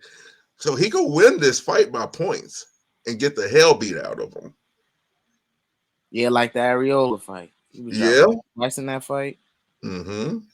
But he scored a knockdown on Areola though. He did. Yeah, he got one. It was one knockdown. He Oh, just closed his eyes because of how fast his hands are. I have to say, Andy has some of the fastest hands in the heavyweight division. yeah. He does. He really does have some of the most fastest hands in the heavyweight division. It's just I think it's between him and Frank Sanchez. that would be a fight. Yeah, Frank Sanchez fast, bro. That would be a fight. I see a situation where the winner of that has to fight him. Right. And I don't. Frank Sanchez is gonna be a top guy, bro. Frank Sanchez is going to be a problem for a He's long gonna time be to come. yeah, bro. He is. I just feel bad that FA had to lose in the manner that he did. He needs some more work, man. He needs some more work. Yeah, he got outclassed, bro. He needs to get back into the gym and work on some head movement and getting his jab out there, man. You just can't look to knock the other guy out all the time. Sometimes there's going to be people who are just faster than you. You just got to be able to fight off the back foot, keep your jab out there, and make them come to you. Even though you have that dynamite, you got that grenade in your hand, you have to frustrate them enough to where they will come to you for you to throw it. And work in an uppercut. That's one punch that I've seen that nobody really has anymore. An uppercut. A good solid uppercut or an overhand. It's like fighters are scared to throw those two punches now. Yeah, that's AJ's finishing punch, uppercut. Yeah, so in a heavyweight division, the uppercut is just as effective as an overhand, but nobody throws it for real except for AJ. Right. Like even with Wilder had several opportunities to throw a good, clean, flush uppercut that could have put Fury down. Yeah, he was exhausted, bro. He was so exhausted, bro. But okay. Hey, what you think of that? What you think of that long count stuff that people talking about? I think that people are looking for a conspiracy where there is no conspiracy. Mm-hmm. People don't understand the rules of boxing, and people don't know that there's a timekeeper also. Right. And people don't know that once you score a knockdown, you have to go to a neutral corner. You have to. And you have to correct it, yeah. And if you do not go to a neutral corner, the ref has to, by the rules, to point you to a neutral corner to get you to go there, whether he's in the middle of a count or not. He has to, because it's part of the rules. He can get fired for not doing his job. So people are just looking for an excuse where there isn't one, and I don't like that. I don't like that at all. Yeah, it's just a clown fest, bro. Like, what I really want to know, like, bro, like grown men, Polo, grown men. Look at this, grown men. They helped push this narrative that a man was cheated in a fight with no evidence still up to this point. The third fight gets announced. We talking about the fight. And they're talking about, he better not cheat, he better not do this and that. We get to the fight. The man beats this man fair and square. What happened to all these allegations? Oh, now he's the better man because he beat him in the third fight that had to prove He had to prove to these people that he didn't cheat in the second fight, and still there's issues. Now it's the count. He got a long count. They just can't accept that this man can be beat and he has been defeated. You know what I'm saying? This man just has his number, bro. Like, just move on. And people are making it seem, for people who contradict what they're saying, they make it sound like we hate Deontay. We do not hate Deontay. Bro. We do not hate Deontay. I just disagree with a lot of things that he does and the things, that I don't know. Yeah, they're making it more personal than what it needs to, because it's just a sport at the end of the day. I'm not gonna lie, the YouTube's been pretty quiet since. Right. It's been really quiet. Mm-hmm. I'm not gonna say any of the channels' names or anything, because who got time for internet beef? I don't. I have a life to live. Right. But a lot of these channels have been rather quiet since Saturday. Mm-hmm. And for good reason. It's almost like it's a new day on YouTube, where truth and context are taking over and agendas and narratives are starting to go by the wayside. Right. That's why I titled this the way that I did. Let's dead some of these narratives. Uh-huh. Another narrative that I want to dead is the thing about black media not being involved or invited to a lot of these boxing matches. That's a lie. That is a flat out lie. If anybody can look, I'm not even bragging or anything like that. If you look at Slick's at GMT Boxing, if you look at some of my content, you will see that we have somebody there. We have somebody there all the time, in these fighters' face, in their manager's face, in their trainer's face, and they're willing to talk. Now, is that a problem with black media, or is that just a problem with you? See, you get where I'm going? Right. That pro-black stuff, yes, I'm black. I'm pro-black. I am pro-black. If I can't be people, but being pro-black doesn't mean you have to be racist, and this is what these guys don't understand. Oh, yes. Yes. Like, take for example, I was because I'm always on the LGBT trolling them. I gotta do it. So I was on Trill Boxing today. I was on Trill Boxing Talk, and I went to watch and see what they talking about, because I was eager to see what they had to say about this Wilder and Fury fight, right? Mm-hmm. So I forget the girl's name. She's the female that's usually on daily with them. Cece, very beautiful individual. You know what I'm saying? She said she doesn't care.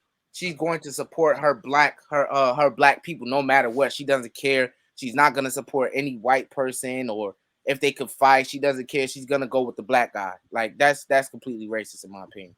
That's just completely racist in my opinion. I see that more so, and this is nothing against the young lady. This is nothing against her. It's just I see that more of a willful ignorance, because you're letting something outside of the ring cloud your judgment on something that's going on inside the ring. Right. Go ahead, continue. Yeah, and I'm usually over there, and it's just a lot of ignorance. I went over to Trill because I really like Trill's content, and before he blocked me for whatever reason, because I said they were talking about Tyson Fury kissing openly gay men in the mouth, and I said, and I'm not even a fan of Tyson Fury. I don't believe in what he follows. I'm not a fan of his personality, but I respect him, right? Mm-hmm. But they said that about Tyson Fury, so I said Deontay Wilder was twerking. I got nothing to say about that. Then it went to, oh, he's with his family, he's having fun, and I just don't get it. You know what I'm saying? They're saying one thing about somebody else, and then when it's about their guy, they're all defensive and, oh, this is not that, and I don't know. It's just weird to me. See, I have nothing against none of those people, but when an argument is brought up, you have to attack the argument, not the person. Right. So that's what I'm about to do. I'm about to attack the argument, not the person. Okay. Mm-hmm. We can't pick and choose narratives that fit our argument and get mad when that narrative or that argument is dismantled. Mhm. We cannot do that. That makes for poor conversation. That makes for very poor debate. That shows that you have an emotional investment in it.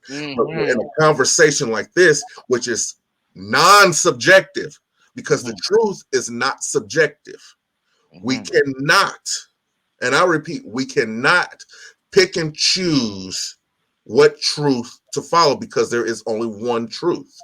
Right. Everything else is just opinion. Right. Right. And it's just weird. Like, I don't know. People don't like. I mean, people get blocked for their opinions. I think that's very emotional. Like, it's weird. But that's how they want to run their channel. You know what I'm saying? There's only one dude in the LDBC that I really respect, and it's KQKC Boxing. I don't know if you know him. Very fair brother. He doesn't strike anybody down for having their own opinion. He's very respectful, very good channel. Always respectful to me in my opinion. Always greets me with respect. That's a good brother right there in the LDBC. They need more guys like that. Oh no, me and Slick get ignored. We get ignored. Wow. I told you, like, I think sometimes that we're blackballed. Oh wow. That's crazy. Because we have this thing about the truth. The truth always has to be said, whether it's uncomfortable or not. And a lot of people don't like that. Right. So it is what it is. It is what it is. Yeah. I can't help it. I'm a man. A man has to stand on truth. A man has to stand on fact. A man cannot rely on theory. Yep, that's a lot of theory. A lot of theory over there. Mm-hmm. Man, I ain't worried about that, man. I'm just happy that this fight is over. His whole situation with Wilder, man, it was mentally exhausting for me, and I wasn't even getting in the ring. I was just tired of the whole situation with you did this, you did that, you did this, you did that. Like, I was just so happy the fight was over, man. The relief on my soul. We have a website, GMT Boxing right now. I think it's GMT_boxing right now.com. Right. I actually wrote an article on the fight. I told the story because people don't understand that these men did 30 rounds. Right. 30 rounds, which equates to 90 minutes. 90 minutes of their life that they will never get back. Yeah. These two men were warriors, and one went out on his shield. You should be proud of that, not making excuses. Oh, I see it. I see the website. I'm looking at it right now. See, where do I find the article at? It will be in news. News. All right. Hold up.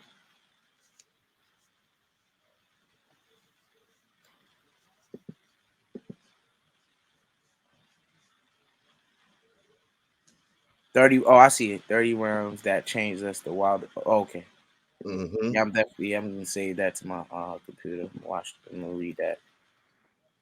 That, like, people need to understand what both these men did. Right. They did something amazing. Truly amazing. It's a story. The third fight told a story from the first and second fight. It told a story. Knockdowns, get ups, perseverance, all of that was on display. This isn't the time to make excuses. This is the time to stand up and just clap. Applaud for yourself, bro. Like, come on, bro. Like, you think embarrassing yourself. Would have been respectful if he defeated Fury? You think it would have been?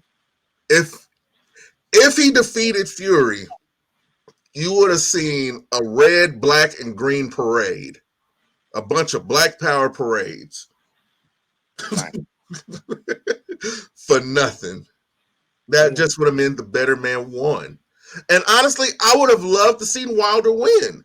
Because think about it, the first fight ended in a draw. Even though people technically think that Tyson Fury won. I don't even think that. That's crazy. I thought that initially, but The outcome is the outcome. Right. It was a draw. Okay. Fury won the second fight. So this is the rubber match. I wanted Wilder to win. That would have been a perfect ending. Right. For the story. But we got an even better ending. The man who said that if he loses again, he wants to go out on his shield, he did that. He went until he had absolutely nothing left. That's beautiful. That's poetic. How can nobody get behind that? Right.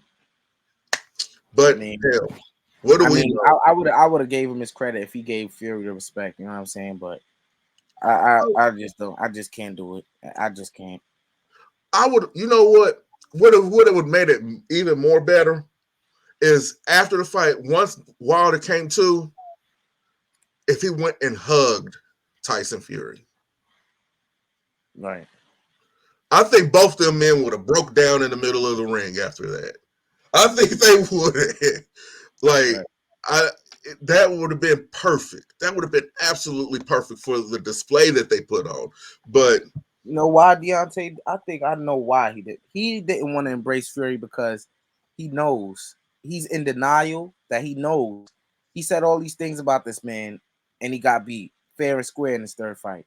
He said all those things that he know for a fact is not true, and he's in denial, and he was being a sore loser just because of the fact that he was wrong. He was wrong, and it was all in the third fight. We seen it.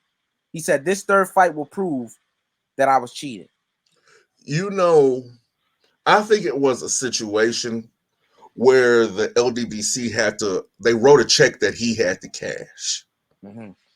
I think that's what it was. Because you got to remember, he didn't say anything for a long time. He didn't say anything. He didn't talk. But all the narratives were driven by YouTube. So I'm thinking that it's that after that loss, he didn't have anything to say. He had nothing to stand on. So he let his fans stand for him. And his fans turned into stands. All right. They cheating. Now, the only thing that he said was the water thing and the weight of his costume. Okay, I get that. I could get why you would be tired from carrying on that costume the way that you did. That would be more understandable. You get what I'm saying? I can see that. I can see that. But the spiked water, the gloves, because the gloves came out, that wasn't a Wilder thing. That was a YouTube thing. Right. That was a YouTube thing.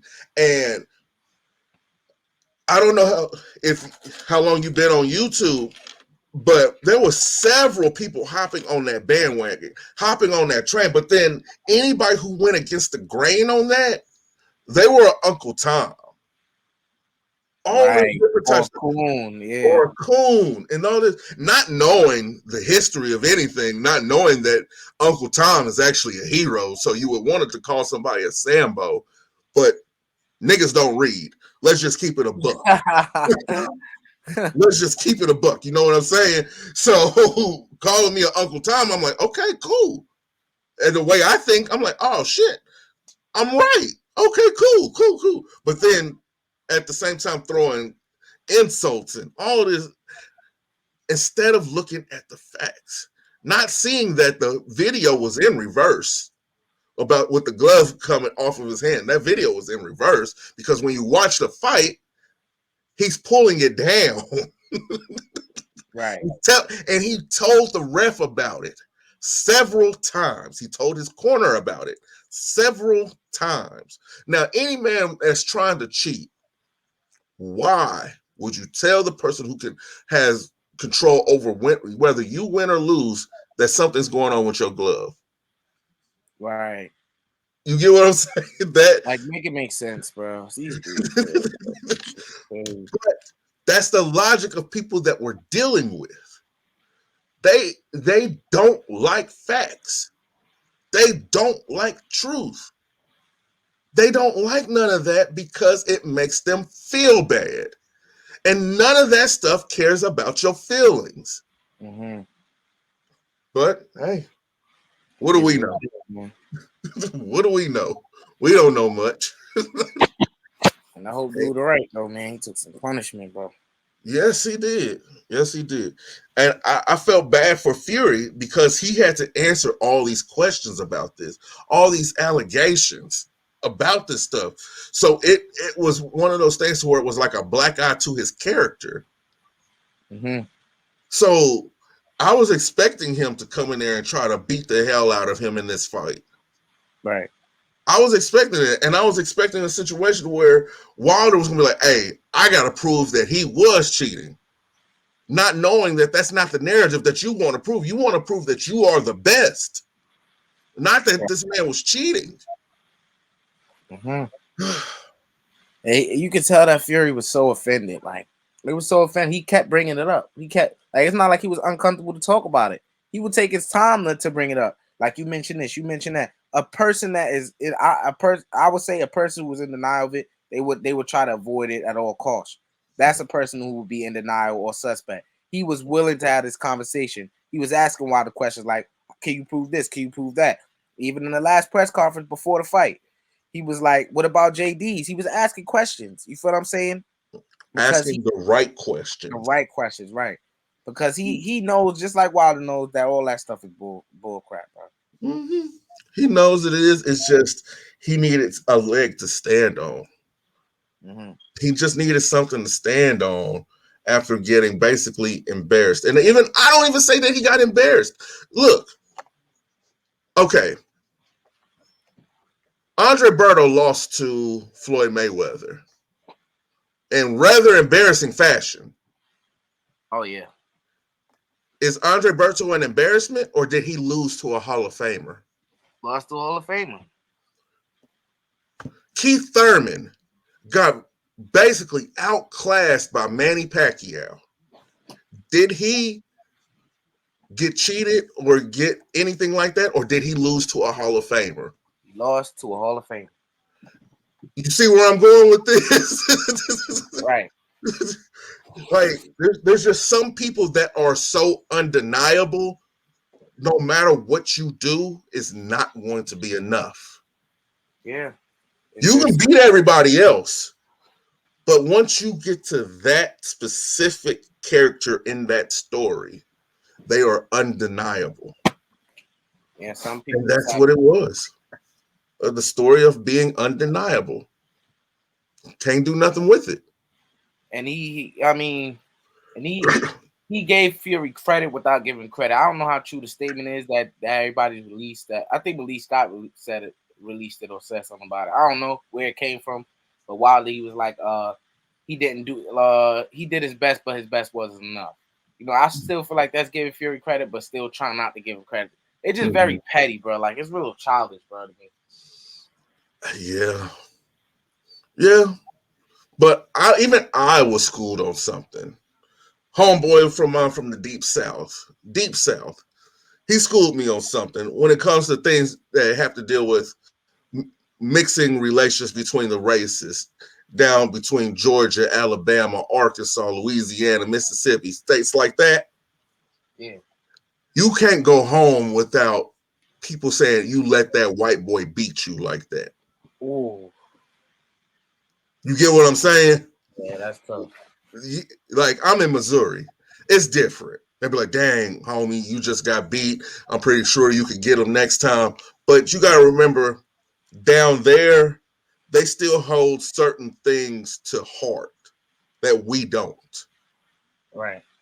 You got that big white boy beat you. What are you doing talking crazy to me? You weren't talking crazy like that when that big white boy was beating on you.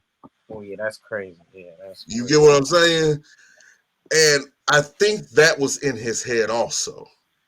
Right. So there cannot be a situation where, hey, that's the better man. No. You have to deal with this with your family. You have to deal with this from your statesmen, all this different type of, people in your hood and all this different type of stuff. It's more so of an embarrassment to them than it is to you.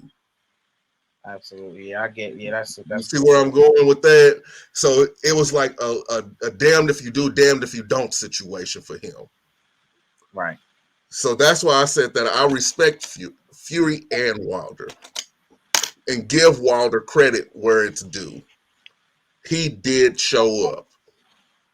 Even though he was completely gone, he got knocked out at least 3 or 4 times in the fight, Yeah. but still had the fortitude to keep standing.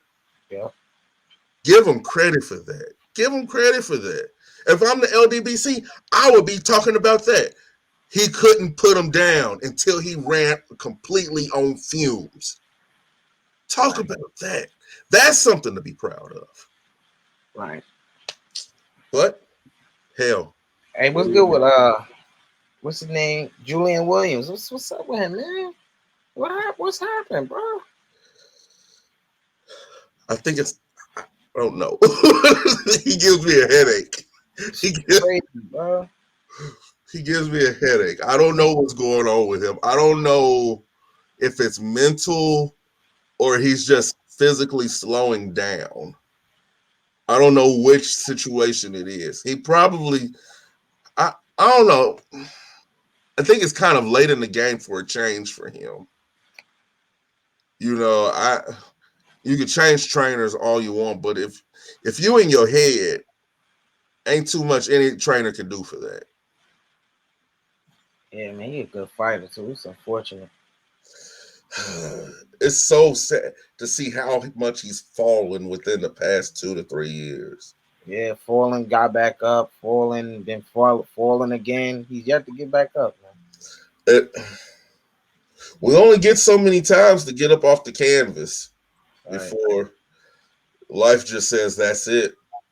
I think he could be a good trainer. I think he could be a really good trainer if he puts his mind to it. If he finds a good talent, I think he could train them. I think that's where he should go now, the training. I don't know, man. He fought Jason Rosario. Jason Rosario upset him. And then Jason Rosario, he can't take a body shot for nothing. What's going on with this man's body, bro? It's like you blow wind on his. He got the problem the Amir Khan got with his chin. You blow wind on Jason Rosario body, he gonna fall. It's crazy, bro. I don't know what's going. Somebody said maybe he be drinking and stuff. That maybe that has something to do with it. He got a bad digestive. I don't know. I just don't know. I mean, if you got a bad digestive system, probably shouldn't be boxing any damn way. I don't want to see a situation where you in there, you take a shot to the gut and you just see all kinds of brown stuff on the ring. I don't want to see that. Yeah, I don't want that. I don't want to see that. I think it's more so because his last fight was against Erison Lubin. Erison Lubin was targeting his body. You think it's more so because of you think he's still affected by what Jamel did to him, or it's just bigger than that? Okay. I think it's a mental thing because a fighter that's been knocked out, they tend to overcompensate for guarding their chin to their own detriment, to where they try to cover up their chin so much to where any shot that they see coming, they try to duck it between each shoulder and they end up getting caught with something flush on a feint. Right. I think it's one of those situations where since he got put down by the body, he hasn't fully recovered from that. He knows that that's his weakness. So he tries to guard it as much as possible to where he almost looks stiff and robotic. Yeah, he does. Yeah. And that's sad. You have to defeat makes a bitch out of all of us. Let's just put it like that. But it's how you respond to her. How do you respond to that bitch? Do you take her out to eat or do you kick her to the curb? Mm-hmm. Some people like to lay up with her. That's it. Yeah, he's a good fighter too, man.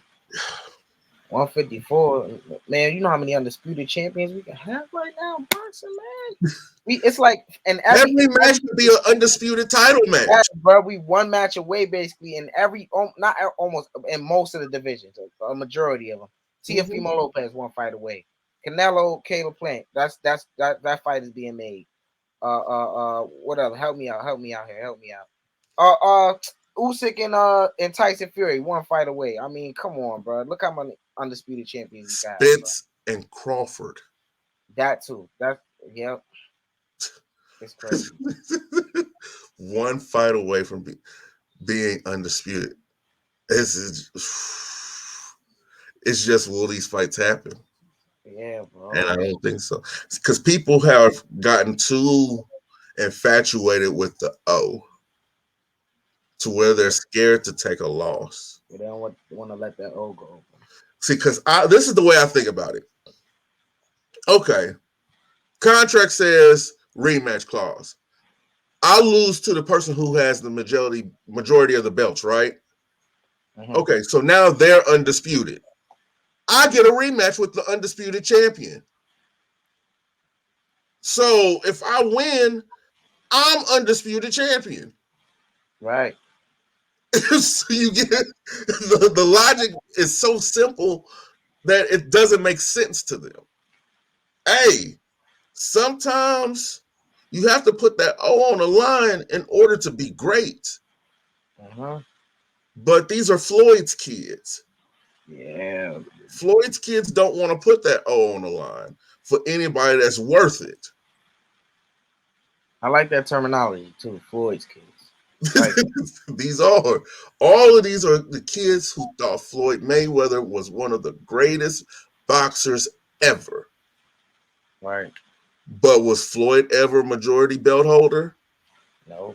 Was Floyd ever undisputed? No. Why? Wait. I think after he fought Pacquiao, he was one belt away, wasn't he? He had the WBA, the WBC. No, I think he was missing the WBA, something like that. He was one belt away though after he fought Pacquiao, but he didn't have the belt that Bud got. Was he going to fight Bud? Hell no. What year was that? That was 2015, right? When he fought Pacquiao? Right. Hold on, let me go to it. I don't want to lie. I want to have all truths. Because I don't want to be made out to be a liar on something that I said when I could have checked it before putting it out. Let's see. 2015, it happened. May 2nd, 2015. Right. So, yeah. Yeah, I think Bud was champion. Who had that championship in 2015? What belt was that he had that he beat Jeff Horn for? That he beat Jeff Horn. That's the WBA, right? No, that's not that's the WBO he has. That's the WBO. Okay. Oh yeah, you're right. That's WBO, yeah. You're right. But you're who right. had that belt? Oh wait, Pacquiao had that belt before Jeff Horn. Right. Mm-hmm. Dang, yeah, you're right. Oh, but oh well. I mean, and what you think it is? People say Tank needs to get up from under Floyd, right? But I think, like, I know he has to look at it from the perspective of what's best for his career, and I don't think he's looking. I think he thinks Floyd has his best interest, but at the same time, when people say, "Oh, he needs to get up from under Floyd," it's hard to do something like that, especially when you looked up to this man for your entire life. This is your idol. You know what I'm saying? I look at it like that. That's easier said than done to just move on from Floyd. This man he got you your first world title fight. You're a world champion. He said he was gonna make you world champion at this age, and that came to fruition. You know what I'm saying? He made you a millionaire. You know what I'm saying? See, I think it's a thing about protection. You know, I don't like to speak about a man's personal life, especially with this media. You know, I don't want to be like TMZ and speak about a man's personal life, asking him about this, asking him about that. But what I will say is, without Floyd, I'm pretty sure this young man would be in jail. And Floyd offers some kind of covering for that because Floyd has the financial backing to get him out of some of these quote unquote alleged court issues that he has. Right. You know what I'm saying? I don't want to speak on it, but I'm pretty sure you know about some of the things that's been going on with him. Absolutely. Yep. Definitely. So I think it's more so of, I know he already has a daddy, but I'm not sure if he grew up with his father. Nah, he did. So it's more of a dysfunctional father-son relationship. Hey, I got you. Just do what I say. Just do what I say. And if something goes wrong, you can always come to me. You get what I'm saying? Yeah. So I want Tank to get with Mike Tyson, because that'd be perfect for him. Perfect body type and everything. Power, all that. I would love that. Mike Tyson, I don't know. I don't know. As a trainer, you saying? Mm-hmm. I don't know. I haven't seen. Maybe I don't know. I haven't seen Mike train anybody really. Nope. But could you imagine Tank using Mike's techniques? I don't think that really. I mean, he does. He is Mike Tyson-esque in certain aspects, but like I don't know. It's hard to explain. The reason why I say that is because Mike was always undersized when he went into the ring with anybody. Right. And Tank, when he's, I can say this, when he's not in fighting shape, he's a little pudgy. He really is. He's a big boy. Yeah. So what Mike would do is capitalize on that. Use your size to your advantage. Build your power along with your speed and head movement. Because that's one thing that I say that Gervonta lacks a little bit, and that's head movement. So get that pickaboo and everything else that you need from Tyson and use it. You will see Tank putting down a lot more people than what he's doing. And he would have that confidence to go into fights against other people than people who are strategically picked for him. Let's be real. His fights are strategically picked for him. Right. But I think even though Mike Tyson, right, I think his style was very, very very ferocious, right? Mm-hmm. And somewhat predictable. You knew what he was gonna do. He was gonna come to you. He's gonna jab. He was gonna jab to you. He's gonna come straight to you. Straight. He had footwork, phenomenal footwork. But you knew inevitably what he was gonna do. He was gonna come straight to you, right? But could I you don't stop think it? that. Go ahead. Could you stop it? I Couldn't mean, nobody stop it? Couldn't nobody stop it until Mike really wasn't Mike anymore? Because let's be honest, if Mike never went to jail, would Holyfield have ever fought him? Nope. Do you think Lennox Lewis would have fought him? Nope. They waited till this man was dang near crazy to fight him. right. So, I mean, I don't know. But it's a debate that's worth having. It's a conversation worth having. It's just we'll never get to see it. Yeah. That's sad, though. Oh, that's sad. Oh, I think it's disrespectful that a lot of these younger fighters don't want to take advice from some of the older fighters who have been there, done that, like the George Foremans, the Tysons, the Evander Holyfields, the Lennox Lewises, even the Felix Trinidad's, Tito Trinidad. You know what I'm saying? I think it's disrespectful that none of these younger fighters want to actually take any advice from them. Yeah, I'll be taking that advice. I don't know which one of them dudes doing that. Because if it was me, I'm going to all of them. Hey, Mike, how do you get in position to throw that hook to the body? Oh, really? That's how you do that? Hey, Mike, how are you able to slip your head to the side so fast and pop your hips underneath your shoulders? Oh, for real? Lennox, how are you able to maintain distance the way that you do? Oh my God. Why ain't nobody doing this? They probably are. You never know. I mean, A lot of fighters. It's good to pick. It's good to pick legends' brains. You know what I'm saying? They seen it. They seen it all. They career over, said and done, set in stone. So. That's why I thought it was so disrespectful that Wilder didn't follow up with George Foreman. Oh yeah, yo, that's crazy. You get what I'm saying? And George, AJ kind of did something similar, but I kind of understood. It wasn't really like it's what he chose to do. It's not like it was like I don't understand the whole situation with him and Lennox Lewis, but I heard they don't. nah, I don't know what that is. loyalty. That's what it goes back to. If you're not in my camp and you're not in my corner, I can't listen to you. Right. But that's the simplicity of some of these people's minds. And I think that's wrong. And I think that has to go. But whatever. But I'm about to head out of here, man. So I don't know if you're going live or you going live tomorrow. Nah. I'm probably gonna go live at the end of this weekend. Okay, I'll be there to catch you. Thank you, Right. everybody, for coming. And do you have anything you want to say? Nah, man. I just want to say salute Polo J Boxer, man. Salute to Slick, man. Got some good brothers, man. Always great talking boxing with y'all, man. Thank you for allowing me on the panel. All right, man. Peace and love, brother. All right.